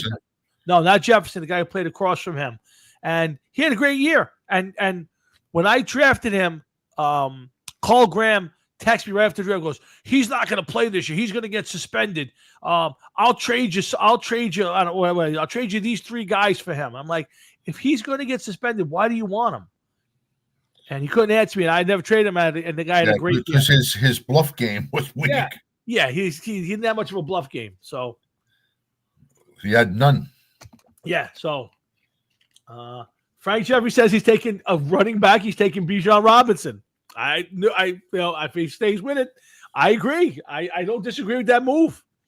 I think Bijan Robinson. I guess it doesn't matter what he says. Correct. Because he is picking number one. So at this point, he could tell you he could. It used to be back in the day, the only guy who signed in the draft before the draft was the number one pick because that team was only one who could take him. Nowadays they don't. They all sign because they get kind of stuck, but nobody signs before the draft anymore. But yeah, back in the day, half the number one pick. If you remember Larry Tunsil. Yeah, sure. Larry Tunsil, the guy had the gas mask on with the pot. Yeah, he got caught fucking smoking reefer. Yeah. You tell me, like, was he fucking getting signed right away? Yeah, exactly. No way. 5 minutes and 5 seconds, Jeff, to the big draft. You'll start hitting the beep, beep, beep, boop. I don't know. Now, let me ask you. Here's a question. Travis Hunter. Yep. He's listed as a wide receiver cornerback. Oh, interesting. Okay. If you get him, if you take him, where is he playing? Well, that's a good question. I wonder if you can. That's an interesting one. I never thought of that. I wonder, can you play him at two positions in a game? I don't know. Could you start him at wide receiver and start him at corner? That's a great question. I don't know. Yeah. See, Matt, just free with Matt, Frank. He's got the same thought I do. There's only a few really great backs, and if you can get one early, grab him. Because there's a ton of wide receivers you can pick. But, yeah, that's an interesting point. I guess I would think you could designate him only one time. But if he's starting on both sides of the ball, why couldn't you start him as your defensive player and your offensive player? I wouldn't do it. I wouldn't draft him. But, I mean, that's a very interesting conversation, Jeff. I never thought of that. Yeah, well, like you said, we're about to find out. 3 minutes and 50 seconds later, you will. Yeah. Ladd McConkey. And here's the next question. Does Frank Jeffrey take the whole 30 or 35 seconds, whatever it is, or is he pick right away? What? Estime is my number one pick. I don't know who's S-Time. I don't know. I would hope not. If he takes more than 10 seconds, we have to go there and check for a pulse. Because at this point, if you don't know who you're taking, there's a problem. I know the NFL tells the teams don't pick right away. They want them to have some suspense. They want to drag it out. To me, if you're picking the first 3-4 picks, you know exactly who you're taking, depending on who goes. Like you should know in the next 5 minutes. You know in the first minute who you're taking. Here we go. 2 minutes and 56 seconds, Jeff. Ooh. How do you? I'm looking at the some of the defensive players, right? How do you get to the top defensive player? Let's see. Because this is showing me it's right there. Just go to all players, and the very bottom says defensive players. Yeah, I know, and I do that, right? I go to team defenses. Okay, there it is. Okay, it brings me up to Denver, which is supposedly the top defense according to them. Right. I go to defensive players. The best defensive player is Travis Hunter. Yeah. That's what I got. Wide receiver, cornerback. Then the next one is Janaea Thomas, Josh Blackwell. So, yeah. These aren't the best players. This is what they're ranking as the best players on defense. Okay. Yeah. All right. Yeah. 2 minutes and 6 seconds. Oh, boy. Wow. Look at a giant rated number 5 or 6. That's pretty cool. And it's not one of the linemen. It's Dane Belton. That's weird. That can't be right. Wow, interesting. Yeah, that's the question. When do you pull the trigger on your defensive player, your defense, your kicker? So we're going to see. We're going to see, Jeffrey. DK Metcalf is not on my picks list. How hurt his neighbors?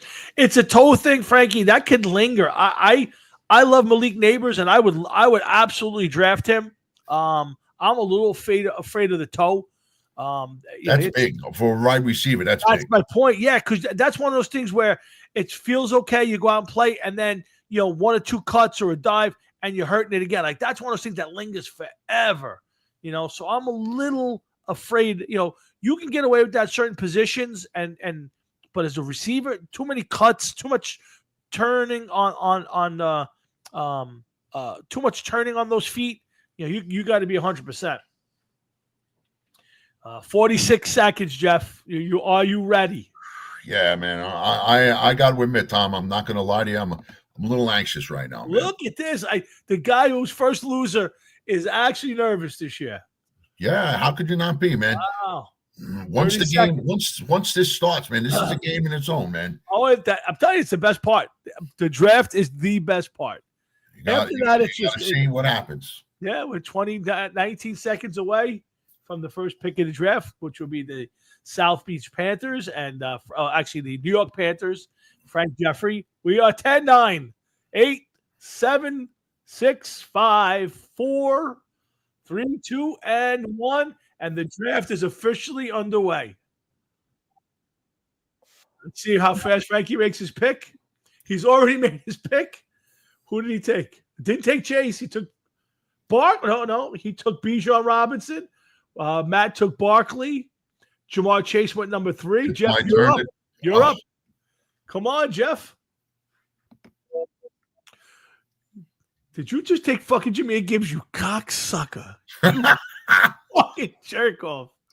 You fucking jerk off. Holy shit. You just fucking took my guy. All right. I guess you could let the cat out of the bag now. That was going to be my guy. Holy shit. You fucking prick. All right. No problem. All right. We're going to have to go to our. Where do you see who's picking? They're in the right-hand corner on the bottom in the chat. They're in the bottom of the chat. 5th right now went Amon. St. Brown went number 5. Now is Big Blue Wrecking Crew. And then I am up. Big Group, he just took CeeDee Lamb. Giant took CeeDee Lamb. I am going to go against what I normally would do, and I'm taking Malik Neighbors. I'm expecting big things this year. Catman just took Justin Jefferson, who was going to be my other option. Christian McCaffrey just went number 9. And this is big. Yeah, DC Rippers. DC Rippers, who is that? I think that's Dominic Caracappa. Okay. He was in the league with us last year. He just took Nico Collins. Okay. Let's see. Nope. Right now is Joe Fro, former South Beach legend. Just took. Well, Bee's Knees just left the draft. What happened to Bee's Knees? Oh, she just joined it. Okay, so Joe Fro just took Derrick Henry. We're waiting for Bee's Knees to make her pick. Now, Jeff, now is the question. You're waiting a long time. You're getting a little anxious. Are you worried that your play that you're looking for is going to be there or not be there? No, not really, because I got a couple in mind that I'm looking at. And I'm not worried right now that I have more than a couple to choose from. I have a couple preferences, but I got more than a couple to choose from. She I don't know if she made the pick or not. She's drafting. She's about 5 seconds left and she hasn't made the pick yet. She took Brian Thomas Jr., Jacksonville wide receiver. Interesting pick. Okay. Yeah, but she goes again, right? She goes right again. Yep. So let's go. My wife's calling me from Florida. From South Carolina. Yeah, hon. You just took Brian Thomas Jr. I don't know. Yeah, reboot it. I don't know. Why isn't that working? Yeah. You just took Jonathan Taylor. I would quickly reboot if I were you.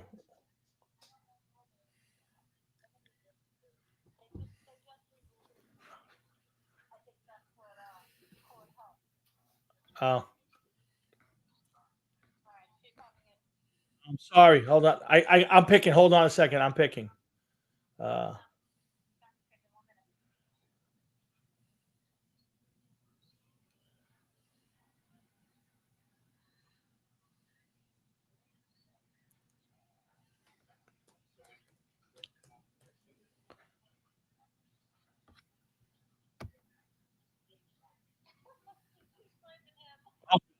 Sorry. Who did you take? I took R.J. Harvey, running back from the Broncos. Wow. Okay. Oh, okay. Oh boy. All right. I gotta go. I can't concentrate. I gotta call you back. I'll call you back. Oh, sometimes your family. They're calling me in the middle of the draft. I don't know. All right. Only because they love you, Tom. I guess. Let's go back. Oh boy. Okay, boy. Jeff, you're up. You're up, Jeff. Yeah, I know, man. I know. I can't believe I'm about to do this.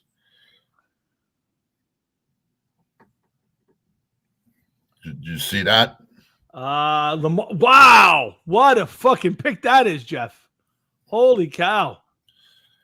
Yeah, I don't know, man. I don't know if that was the right thing to do, bro. I don't know. That's a very interesting pick for you. Yeah, I know.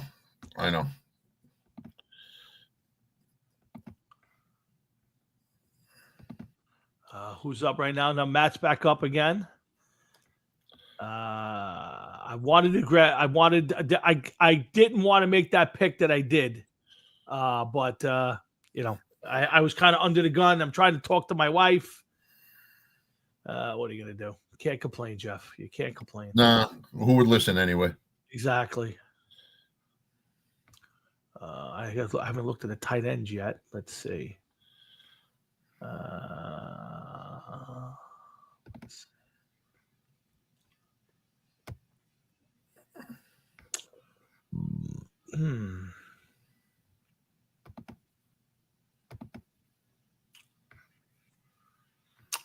Frankie's back up, I think. Yep, number one, Frankie's back. He's going to have 2 picks in a row now. So, Jeff, how's your squad look like so far? Right now, Lamar Jackson and Gibbs. Okay. Lamar Jackson and Gibbs. I got a feeling I know which way I'm going next, but okay. I don't know if it's going to work out well or not. We'll see. Okay. I'm already a little nervous about this, but we'll see.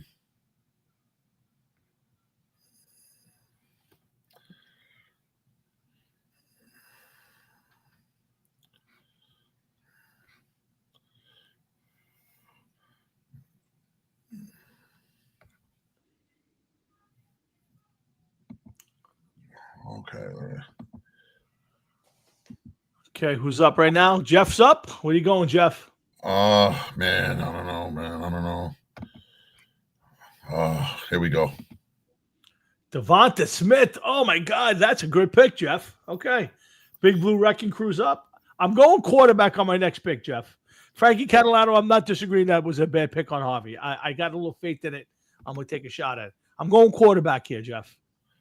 Oh, yeah. And if I cut Sutherland doesn't, I'm taking Joe Burrow. I think Joe Burrow's going to have a big year. I'm going quarterback. Go ahead, man. There he is. He's there waiting for you, bro. I'm waiting. Still Big Blue Wrecking Crew is going right now.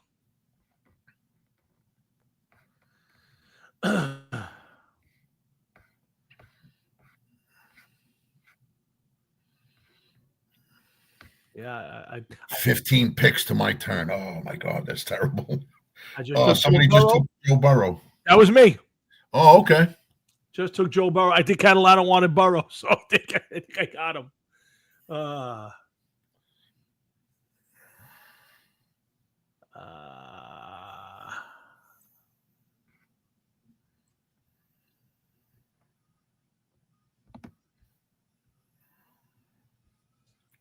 Okay, so I got another pick coming up shortly. DC Rippers is up at number 34. Joe Fro's up right now at number 35. James Cook, the running back, just went. So now the question is, where do I go next, Jeff? Do I go another wide receiver? Do I go running back? Bee's Knees is now drafting. She just took Jalen Hurts. Okay. At quarterback. Nice. That's a good pick.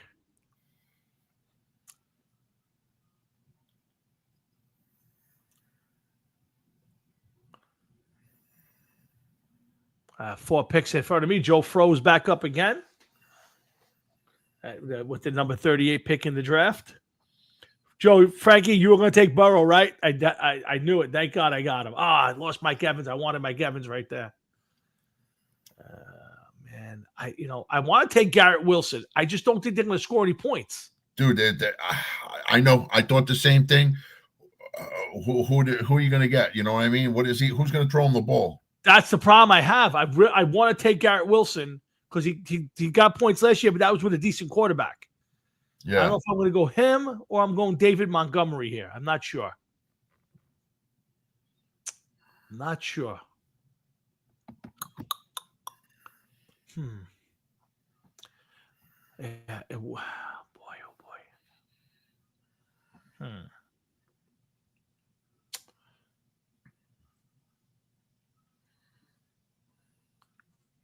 I'm up, Jeff. Okay, so what are my choices here? Who's left on my thing? Garrett Wilson's here. Montgomery's gone. Boy. Gibbs is gone too. Oh no, Montgomery's still here. I can go Montgomery or I can go Garrett Wilson here. Jeff, well, go ahead. I'd go Montgomery. I mean, nobody's going to be opposite Garrett Wilson, man. I went Garrett Wilson. I got a feeling they're going to get him the ball, at least in the end zone. I went Garrett Wilson. It's a bad pick. I know it's a bad pick. I'm going to take Bo Nix and then bury him on my roster somewhere, Jeff. Like, he's going to be on like injured reserve on the behind the punter. Yeah, he's going to be the backup punter. All right, so Frank Catalano's taking. So I got to get my next running back. Mark Andrews. I got him on my list too. You took Mark Andrews? Yeah, I just took him.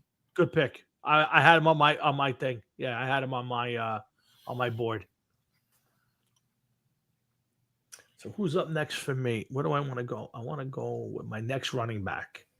So let's see. Panthers who's up now? Drafting is the Panthers.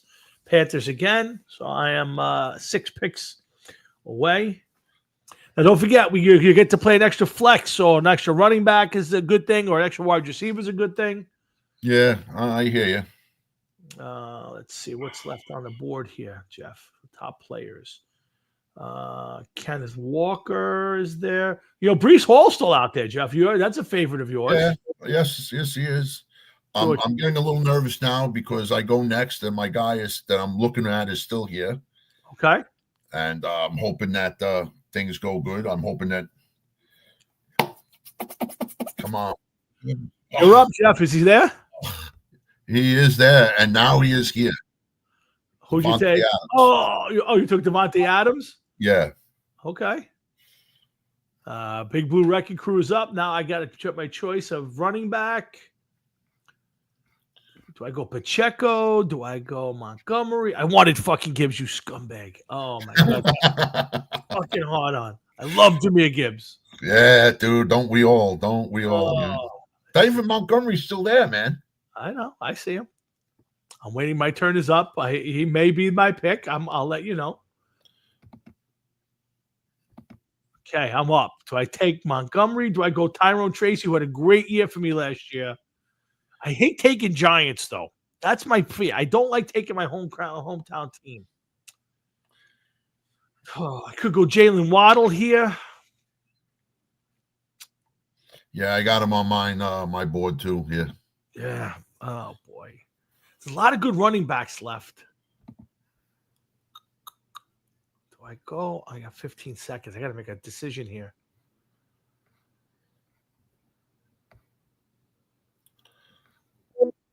Here's Montgomery. You took him? Yeah. All right. Not a bad move. No, it's not a bad move. You can't argue it. It's a good move. I got my quarterback. I definitely need a tight end soon.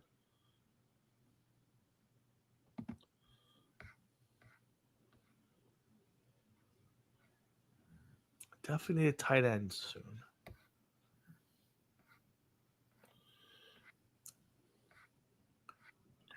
Not a lot of big names on the tight end list left. Wow. Jimmy Graham.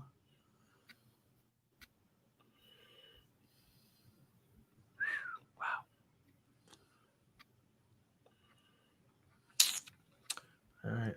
think I'm going to take a tight end on my next pick. Joe froze up. I think I'm going to put my tight end pick in the thing. What do we got left there? So we got quarterback. I got my wide receiver. My running backs are done. And we got to start filling the bench. My defensive player. Okay. All right. Kind of keep loading them up, Jeff. You just got to keep loading it up. I know I'm worrying too much. I'm looking too much. I'm hoping to score another good player right now. Okay. We will see. All right. I'm coming up on my next pick. I'm pretty sure I'm going to go wide receiver or tight end here. I need a tight end. There's no great ones. I might just load up on it. Okay, I am up.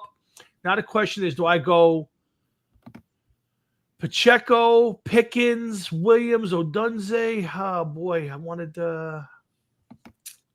Ricky Pearsall.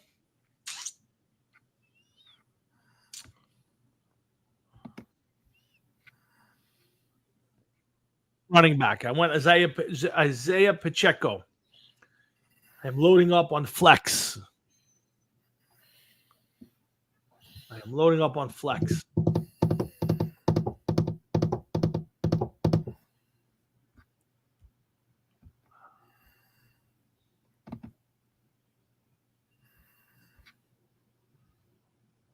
Wow. What's the matter? No, everybody I was looking at is a running back is gone pretty much.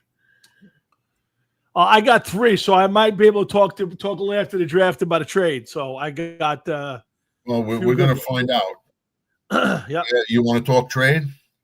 It's possible. Watch this. Go You ahead. ready? Are you watching? I'm watching. What am I watching? Tyrone Tracy. Oh, you took him? Yeah. Nice. It was either him or Pacheco, and I didn't want to take too many Giants. I didn't want to take him at all, but he's a good player. He did really well for me last year. But if you want to talk trade, I would actually talk a trade for him after the draft. I can't right now, man. I don't know. I can't right now. I can't. I don't know. Can't. Let's see. I don't know. I should draft Bo Nix just to annoy Frankie. Just to bury you know who? Oh yeah. There's still plenty of quarterbacks left, isn't there? there? No, absolutely. It's a full. I just highlighted 3 or 4 of them myself right now. Oh yeah, no, there's definitely a few quarterbacks out there. If you're looking for a quarterback.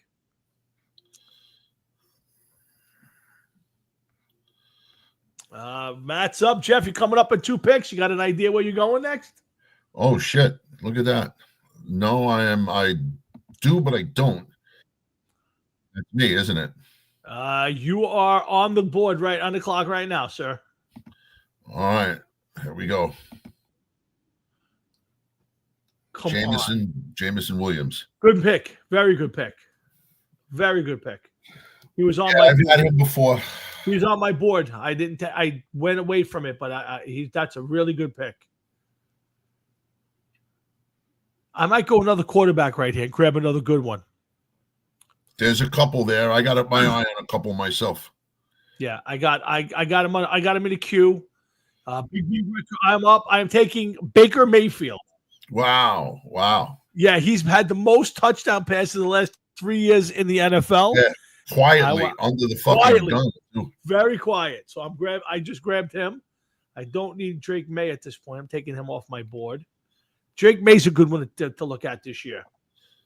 I like Drake May. Okay, so now I still need some more help at receiver. I need to start looking at defense soon.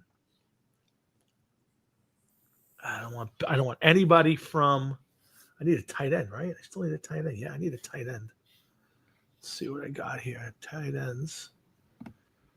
Darren Waller. Put him on the board. I don't even know half these names. Holy cow. Tyler Conklin, former Jet.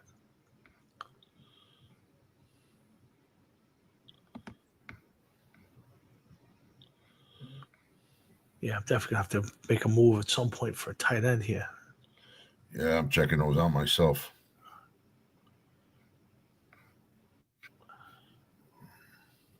Number 12 in the draft is going right now.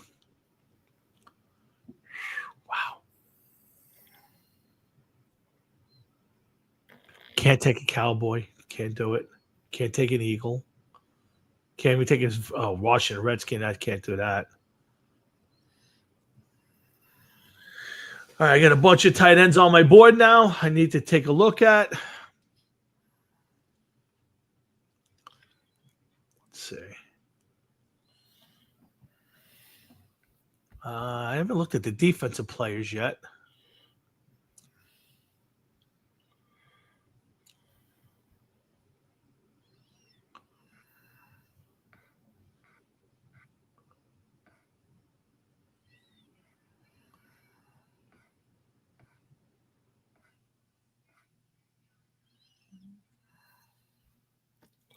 Six picks till I go, and you'll be heading up in about three more picks for you. I am 3 picks.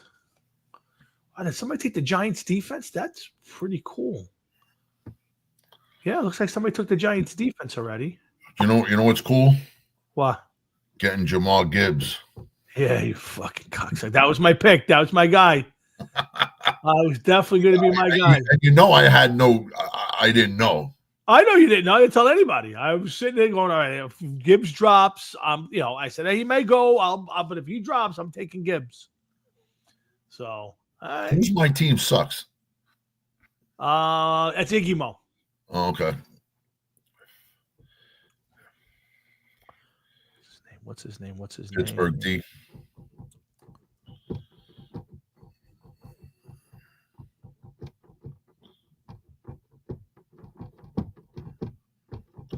He left the draft.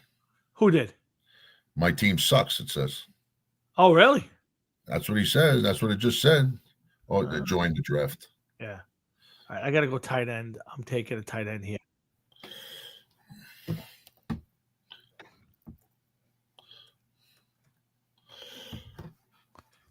Who did you take? Are you drafted now? I just drafted Kyle Pitts, the tight end from the Falcons. Okay. I'm working on defensive players right now. I got to start looking at defensive players. I'll tell you one guy I'm not taking. Micah Parsons. Okay, here we go. Black Sabbath is up. Where you going, Jeff? Come on, tell the fans. Kraft, tight end, Green Bay. All right. He was on my board, too. He was on my board.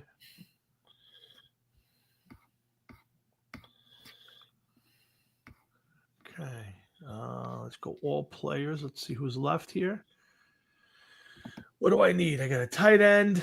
I got a quarter. I got 2 quarterbacks. I got 3 running backs. I got a couple of wide receivers. I need another wide receiver. Then I got to start filling out the bench. Rashee Rice is out for how long? I got to maybe put him on my bench. Oh, yeah, he's out. I'm going to take him. I take him.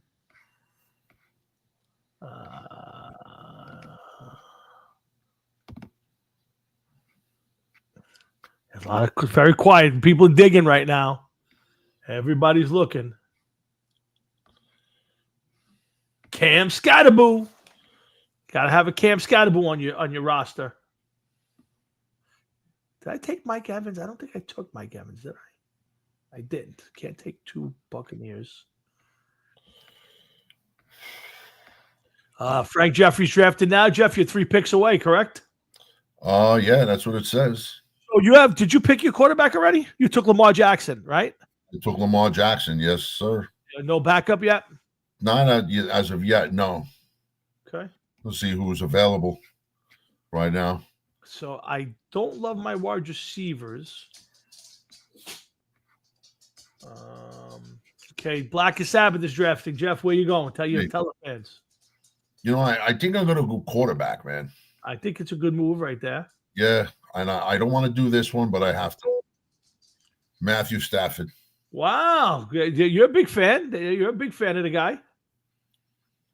Yeah, I don't know. I think quarterback may be my weak point. I think the Baker's hanging in the background here. Frankie, take Danny Dimes. I dare you. Still, he hasn't taken him? Nope. Wow. Now I'm looking for. I hate to take Chris Olave because they got no quarterback down there. Spencer Rattler's quarterbacking down there. I might take a suspended wide receiver to start my season.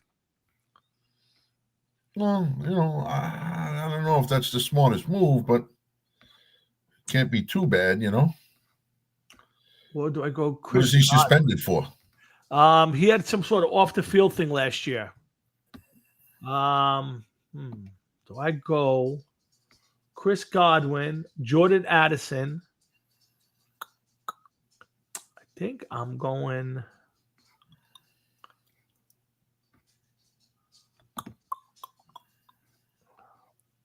I'm going Jordan Addison. I know he's suspended for a few games. I'm taking him anyway. Okay. Now we got to start looking at bench guys. I need my defense.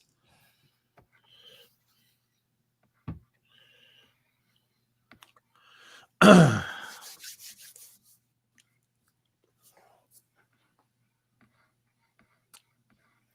don't like the way they got these defensive guys listed, man. It just kind of sucks.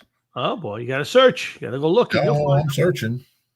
Let's see. I like Ramondre Stevenson. I'm gonna think about. Let's see. I might go Michael Pittman. Michael Pittman's got Danny Dimes thrown to him now. Let's go wide receivers, kickers. I don't like Stephon Diggs. He's hurt and he's a dickhead.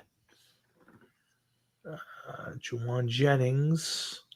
Deebo Samuel's out of there now. Wandale Robinson had a decent year last year. Alan Thielen's 100 years old. Yeah, I think I'm going defense here.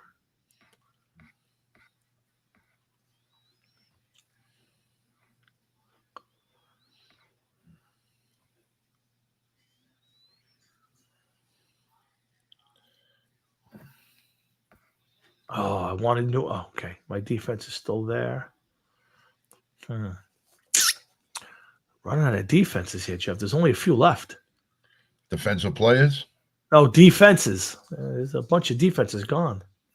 I wanted the Giants defense. I think the Giants defense is going to be good this year. Somebody snatched the Jets defense is still available.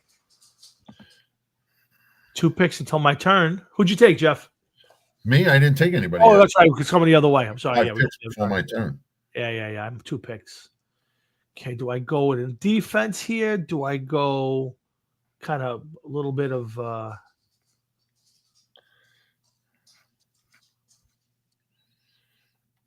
You're up now. Yeah, I am up. Let's see. Jeff, what am I doing here? All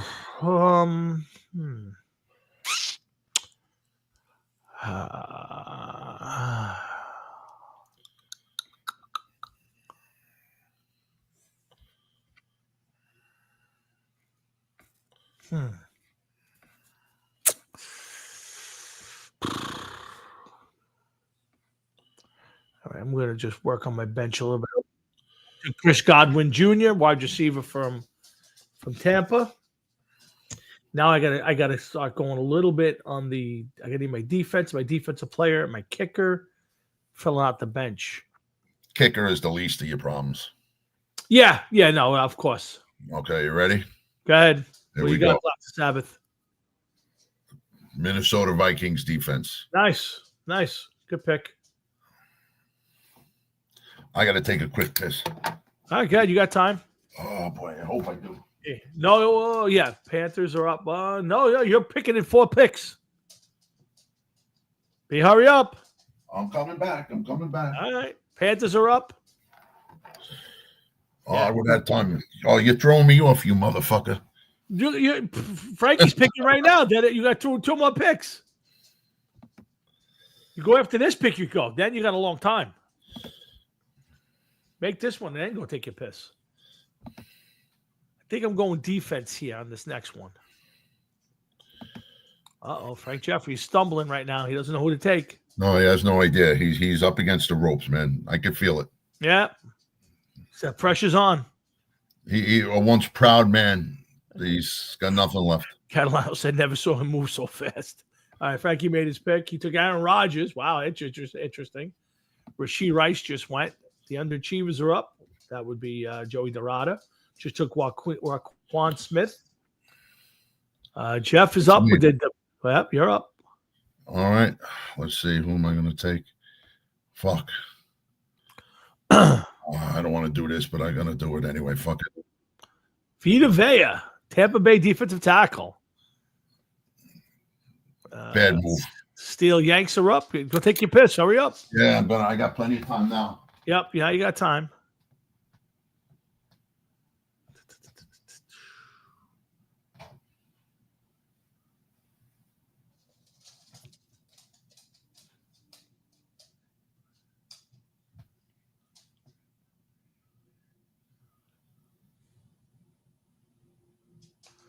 Big Blue Wrecking Crew. Taking New England. Batman's up.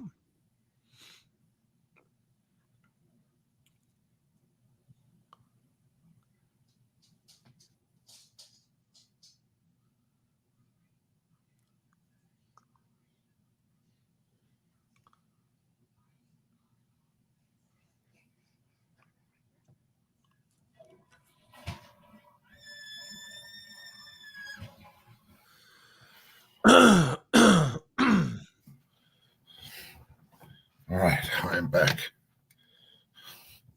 10 picks to my turn. Oh my god. Bees Knees is picking. I took what's their name? New England's defense. So I finally got a defense. Really? New England's defense? Yeah, I think Vrabel's a great defensive coach. That defense has gotten better. I think that's going to be a really good defense. Although in a very tough division, it scared me a little bit. I was going to go Jets. I just don't know the kind of style they're going to play. I don't know what Aaron Glenn's going to do. I really wanted to take them, but so now I'm going to take a defensive player on this round, and then I'm just going to go fill out my bench with the best players available. I'm up in 3 picks. I know who I'm taking if I get the opportunity.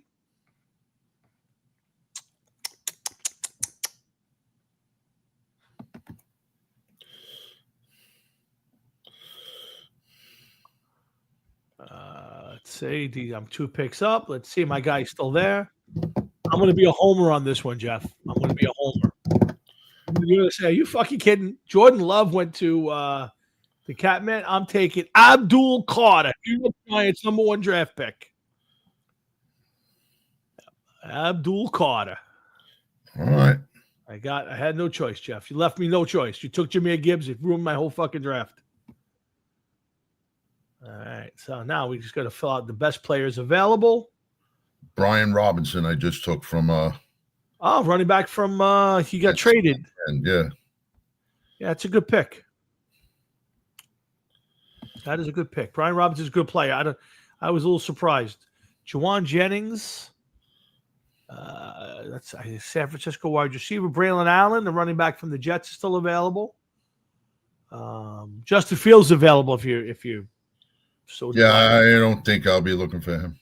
All right, well, you're coming up on a couple picks. Now is it all about what is non-football injury reserve? Joe Mixon. Oh, he may be fucked. Don't take him. Yeah, I would never. No. I saw that he had off the field issue. Is that what it was? No. He has a foot injury. Oh, he hurt himself. Right. Not. Yeah. Yeah. Yeah, he might not. Yeah, you're absolutely right. I do need a kicker. I haven't picked a kicker yet. Who's available? Let's see. Who's the kid who just hit the 70-yarder? Was that the kid from I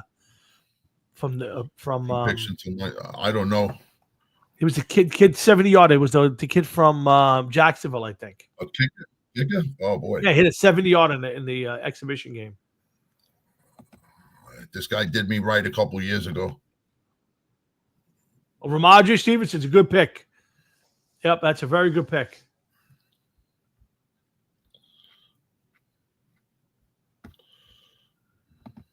I got my kickers lined up to go. I'm not telling you who it is. I'm going based on his politics. That helps. I love his politics. Okay. So by all means, please go right ahead, take him. And then it's just fill out the final bit of roster. How long we go? It's 9:04. We've been going for 35 minutes. That's it. The kid from the Jags. Yeah, Matt. Matt, how'd I bet do? Did they cover? Did the undercover? Or or am I never listening to you again? Oh, I'm up. Drafting now. Hot Rocket Sports. Harrison. You took Bo Nix? I didn't take Bo Nix. Okay. I take Bo Nix. No, I took Harrison Butker, the kicker from the Chiefs. I love his politics. All right, so from this point on, I'm just taking best players available to fill out my bench. How many running backs do I have? 3. I don't think I need any more running backs. I got a lot of wide receivers.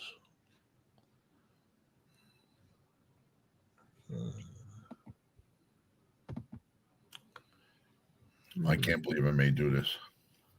Uh-oh. Oh, my God. I can't believe I may do this. Taking a giant? Danny Dimes is your backup quarterback? Oh, God, no.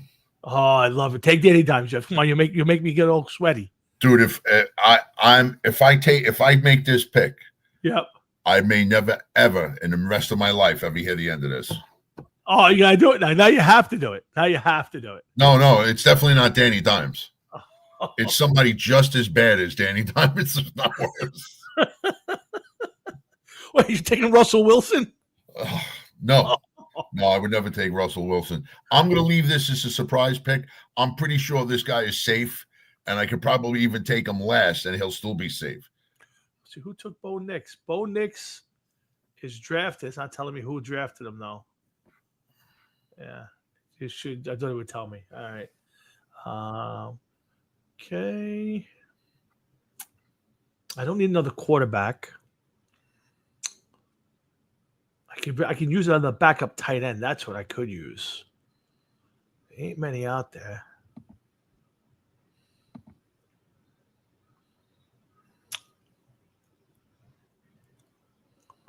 No, I know I'm taking. Yeah, I didn't take a lot of Giants on offense, right?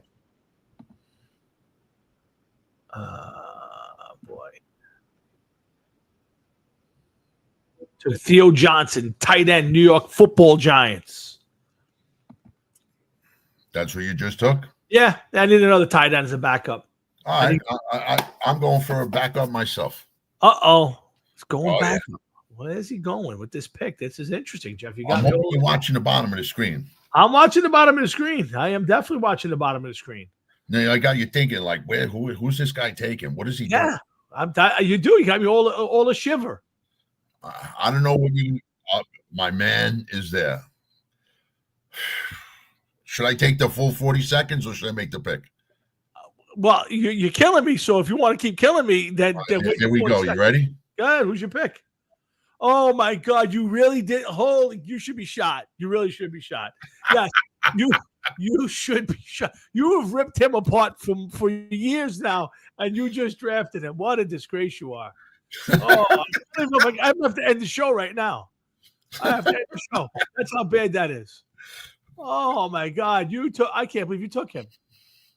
Oh my God! Somebody had to take him. I guess.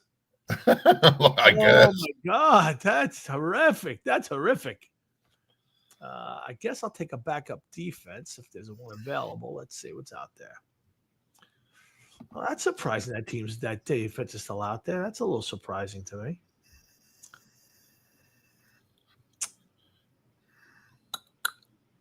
Just kind of searching. What's available what's best available. Justin Fields is available, Jeff, if you need a backup quarterback. No. I got 3 running backs already, right? I got Montgomery. I got Keenan Allen, wide receiver, Chargers. That's a good pick. Well, it's a good pick for now where he is, yeah. I think I'm good with receivers. I got Montgomery. I got Pacheco, and I got DJ Harvey. Let's see. 5 players. 1, 2, 3, 4, plus a kicker.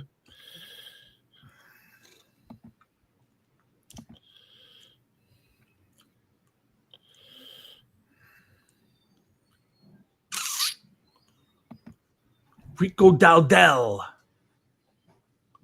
Will Shipley. I won't take any of those guys. Wandale Robinson, I like. I am up. Ooh, I'm up. Okay. I can't take another Giant defensive player, so we got to take him out. I'm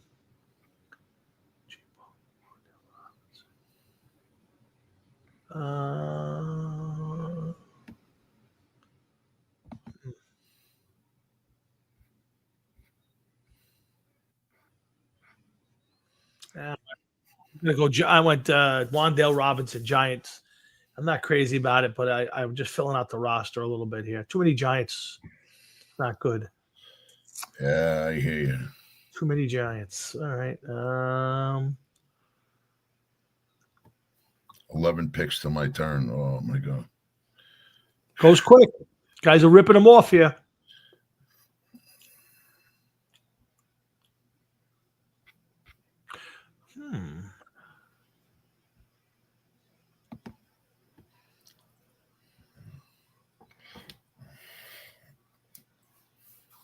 Huh. Justin Fields off the board. Who took Justin Fields? Joe Fro. Joe Fro. Wow. God bless you, Joe Fro. All right. So what's the over and under on Matt and waiver wire pickups after the draft tonight? I say he drops 4 to 5 guys off his roster, and he's already picking up on the waiver wire. He very well may. He's a maniac. I love him. Danny Dimes is still available. I see him. He's on the board. Will somebody draft Danny Dimes? That's the question, Jeff. It's a sad state when nobody takes Danny Dimes.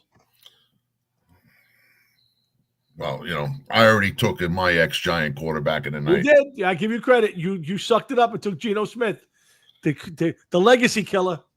Yeah, well, listen, he's number 7, was the 7th rated guy in the draft. I kind of had to do what I had to do. I got you. I'm up. Frank Catalano taking the Detroit defenso. Oh boy, who am I taking here? I got 2 tight. I'm not worried about a defense because those are always available. Yep, it's true.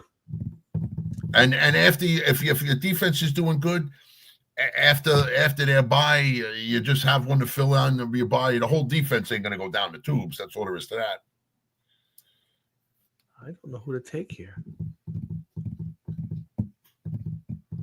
I think this is a wasted pick here. I'm taking DeAndre Hopkins, wide receiver. I don't know why. He shouldn't be on the board, but he's still there. I took him. What the hell? Wow. Okay. Yeah, I don't know. That's it's because he's probably like 5th string at this point in time. Maybe. Big Blue Wrecking Crew's on it right now. These guys are clearly not paying attention in between picks. Why? Because, how could you go this long with it? I already know who I'm picking like 10 picks ago. Yeah, I agree. I have my board is got 8 or 9 guys deep on it. I'm adding to it constantly. All right, there we go. Jeff, you talk Jake Elliott. Okay, I hope he breaks his leg, but that's a good one. I hear you. I'm gonna take a guy that you found this guy about a couple years ago, and he had a couple big moments for us. I have him on my board, ready to go. Oh boy. Yep. I can't tell you because you would take him on me like Jahmyr Gibbs. I can't trust you, and no longer can I trust you.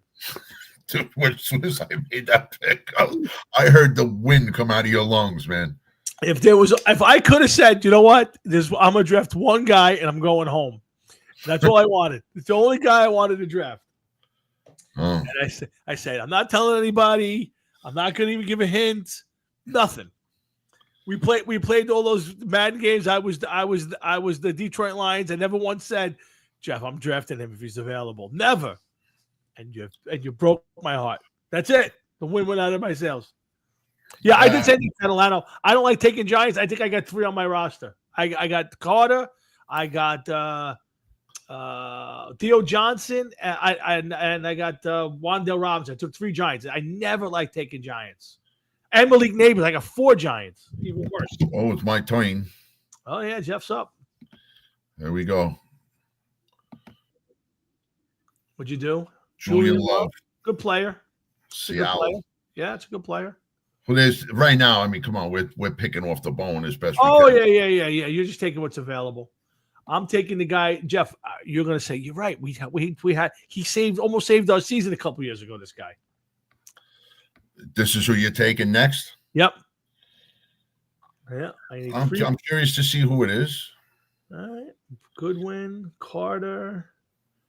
I got to get another defensive player in my board because I don't know how much Abdul Carter's actually going to play. Well, I have my next pick picked. Of course, I still got about like a day and a half before I actually pick. Yeah, I'm up next.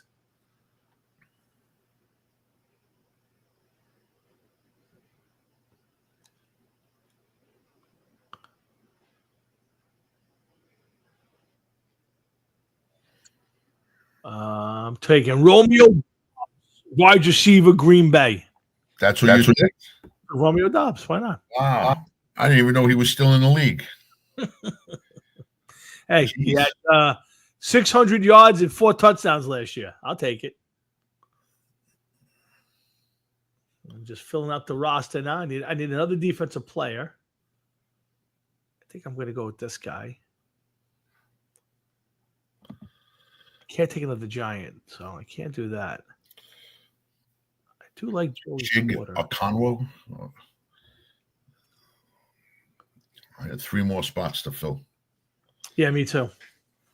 I got my kicker. I'm just going back up strictly. This is true. And when you say picking off the bone, you ain't fucking kidding. I don't even recognize half the names on this list that's to the left. Yeah, I can't see how you would want more people than this in the in the league, man. And there's 10 people here or 12? 12. Shit. Yeah, I think I just saw Ray Nitsky's name on the list here. Oh my God, there's some names I don't recognize anybody. Green Bay's defense is still available. I like my wide receiver core. What do you got? I got Devontae Smith, Devontae Adams, Williams from Detroit. Okay. Allen from Kansas, the Chargers. I got some good starters. The depth is kind of an issue, I think. I potentially have a good. I got Neighbors, Garrett Wilson. I was going to take Neighbors. I wanted to take Neighbors, but I was worried about an injury. I got it. I got Jordan Addison, who had a great year for me last year. I got Chris Godwin. I got 4 really, and I got DeAndre Hopkins, and now Romeo Doubs. I'm not crazy about that, but my first 4 wide receivers are not bad because you got the extra flex this year, so you can get an extra wide receiver, and I got running backs a little crazy. I got the kid Harvey, I got Montgomery, and I got Pacheco, so I'm pretty happy there. My tight ends are a little loose, and then I got Joe Burrow and Baker Mayfield. I'm pretty confident in my squad here. Now I need a backup. Well, listen, I mean, I think I got a lot of possibility for rushing yards. With Gibbs and Tracy, and Lamar Jackson. I got a competent backup with Stafford and Geno Smith. I'm getting a little excited because my next pick is still here with us. Okay. So I'm getting a little excited. All right, so you're coming up. Well, I'm coming up soon. My team sucks is going, then Catman, and then me. I'm actually releasing people from the. I'm going to go with Joey Porter Jr. back from the Pittsburgh Steelers. Get a little depth. Let's see. So I got a couple of defensive players. I got plenty of wide receivers. I got one defense. I don't know if do you think are you drafted 2 defenses? Me? Matt's in. I love my team so far. No way. I just took Green Bay. Matt, the over under is 4. That you get off the air tonight, and 4 guys are off your roster, and you got 4 new guys on it. That's the over under. I highly doubt that in over waiver claims. And that's DraftKings just put it up on the board. DraftKings has your 4 guys off the board after the show, right after the game, the draft tonight. Just telling you. Would you take? I think I'm going to take another tight end. Would you take another defense? Do you take 2 defenses or just 1? I took 2. You took 2? Yeah. Yeah, I'm going to take another tight end, and I'm going to take another defense before this is all over. I think I'm going tight end here. Frank Jeffries up. I'm up already? No, Frankie. Yeah, you are. Matt's picking right now. And then you will be up. Let's see what Matt took.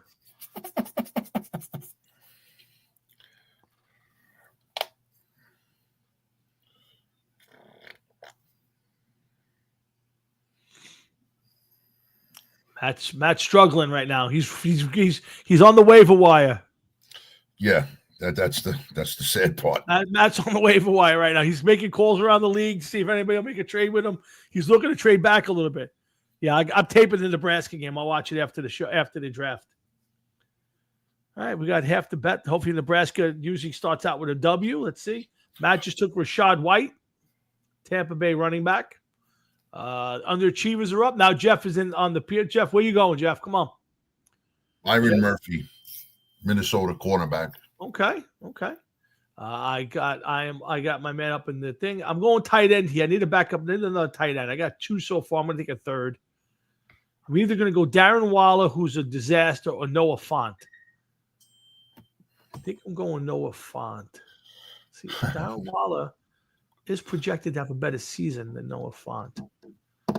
This is a bad pick because this guy's a jerk off. He's the guy. The Giants made a big trade for him a couple years ago, and then he quit because his girlfriend left him. Yeah. I remember that. Yeah, I'm gonna take him. He's my third. He'll be a guy I'll trade to Frank Jeffrey when early on. I'll trade him to Frankie. Oh man, I don't know. Just Darren Waller. All right, last picks of the draft coming up here, guys. I am going to take another defense at this point. I'm not taking an extra kicker. What's left on team defenses? Okay, the Rams, the Browns. I mean, do you let your heart make the last pick, or do you take? Yes. This pick you could just go with anybody you want. Like this, it doesn't matter who you take. You know what? I'm going to hear those words for the rest of the year, and then I'll make fun of you for doing it. Yeah, you probably will. Yeah. I can't. I don't know if I can do this one or not. Who you doing? I don't know. I don't know. I mean, I have him queued up right now. I'm looking at him. I just don't like. I think you should draft Alan Lazard. I think you should take him. I'm not going to take him. That I could tell you. I don't even know if he's going to be on the team week 3, week 1. Was he got 6 points or something? I'm not sure. Michael Wilson, wide receiver, Arizona. I'm going team defenses. I'm going to take another defense. Question is, whose defense am I taking? Tennessee, Carolina, Jacksonville, Vegas, Arizona, Chicago, Tampa, Cleveland, the Chargers. I don't like the Chargers defense. Miami's defense is going to suck. All right, I'm doing one for the half man, Jeff. I'm going for one for the half man. I'm taking the Raiders defense. Wow. This is in memory of the half man. Wow. That's big. I have to do it. It's for the half man. He would be all over this right now. How come we never had the half man in our draft? Was he a part of this ever? No, not that I remember. No. Yeah, I don't think so. I can't do this, man. I got to go this way. Oh, please. I hope you're taking Danny Dimes. Please take Danny Dimes. I can assure you, I think I have enough quarterbacks. All right. This is definitely Looking at this guy, I could definitely say this dark man is definitely my dark horse. I got my good luck charm. My man Lucas is here with me. All right, that's my good luck charm. Right, pal? Were you lifting him up? How's he doing? He's good. How old is he now? 15. How He'll much? be 15. He'll be 15 this year. Oh my God! How is he acting? How is he feeling? He feels great. He acts like a puppy. Runs around. He's a good boy. We're about to get in the car tonight and take a big long drive, right? Right? Why? Where are you going? Going to South Carolina. Oh, okay. I'm up. My last pick of the draft will be the Las Vegas Raiders defense. The half man. Wow. Yeah, my wife's down there visiting with my stepdaughter and my son-in-law. In fact, she's sitting in the room while they're doing the draft right now. They're yelling at each other as far as I heard. And now I'll be joining with me and Lucas to get a couple hours sleep, and then we're gonna go get on the road, right? Right. Oh man. Hey. All right, here I go. What's your last pick? Come on, tell us. There's nothing you can do about it now. Juwan Johnson. Juwan Johnson. Yeah. Wow. Yeah. Well, my team is full. I'll be able to take a look at my full roster in a minute. I'm pretty happy with I'm pretty happy with my draft. Frank Jeffrey took Bo Nix. Frank Jeffrey took Bo Nix? Yeah. Come on. Yeah. Okay, Frankie, Tommy, now you can see why I told you to cut down the time because I got to sit here because Matt's already in bed. Oh, boy. So I think that's it. The draft is now complete, Jeff. That's what it says? Yep, the draft is complete. You can go to your team and you can check everybody's team out. We're going to end the show in a minute. I'm going to just take a quick minute to look at my squad. Let's see, my team. So Joe Burrow, Malik Neighbors, Garrett Wilson. Go ahead. All right, my quarterback is Joe Burrow and Baker Mayfield. My wide receivers are Malik Neighbors, Garrett Wilson, Jordan Addison, who's suspended right now, but I'll take it. Chris Godwin, Wan'Dale Robinson, Romeo Doubs, and DeAndre Hopkins. My backs are R.J. Harvey, the rookie out of for Denver. David Montgomery and Isaiah Pacheco. Should be Jahmyr Gibbs, but Jeff's a jerk-off. I got Kyle Pitts, Theo Johnson, and Darren Waller at my tight ends. Harrison Butker is my kicker. I got New England and Vegas. I got Abdul Carter, Joey Porter, and that's my squad, Jeff. Give me your squad. I got Lamar Jackson, Devontae Smith, Devontae Adams, Jamal Gibbs, Tyrone Tracy, Andrews from Baltimore, Williams from Detroit, Kraft as the tight end from backup tight end Green Bay, Elliott from Philly, Minnesota, Villa from Tampa Bay, Stafford is my other backup quarterback. I got Brian Robinson Jr. from San Francisco as my. That's a great pick. I think that's because what's his name? McCaffrey's going to get hurt like he always does, and this kid's going to play a lot. He's a good player and a chip on his shoulder. There I got Ramondre Stevenson. That's a good Geno pick. Smith. I got Keenan Allen, Julian Love, the Green Bay defense, Byron Murphy, and then I rounded it out with Juwan Johnson. Very nice. You have a good squad there. It's a it's a good job. It's a good job by you. I would tell you. I would say be happy with your draft. I'll trade you Danny Dimes for Joe Burrow. I have too many quarterbacks.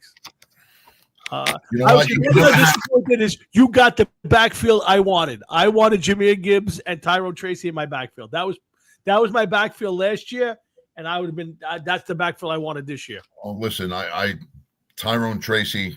I'm hoping that he does good. I picked a giant. What can I tell you?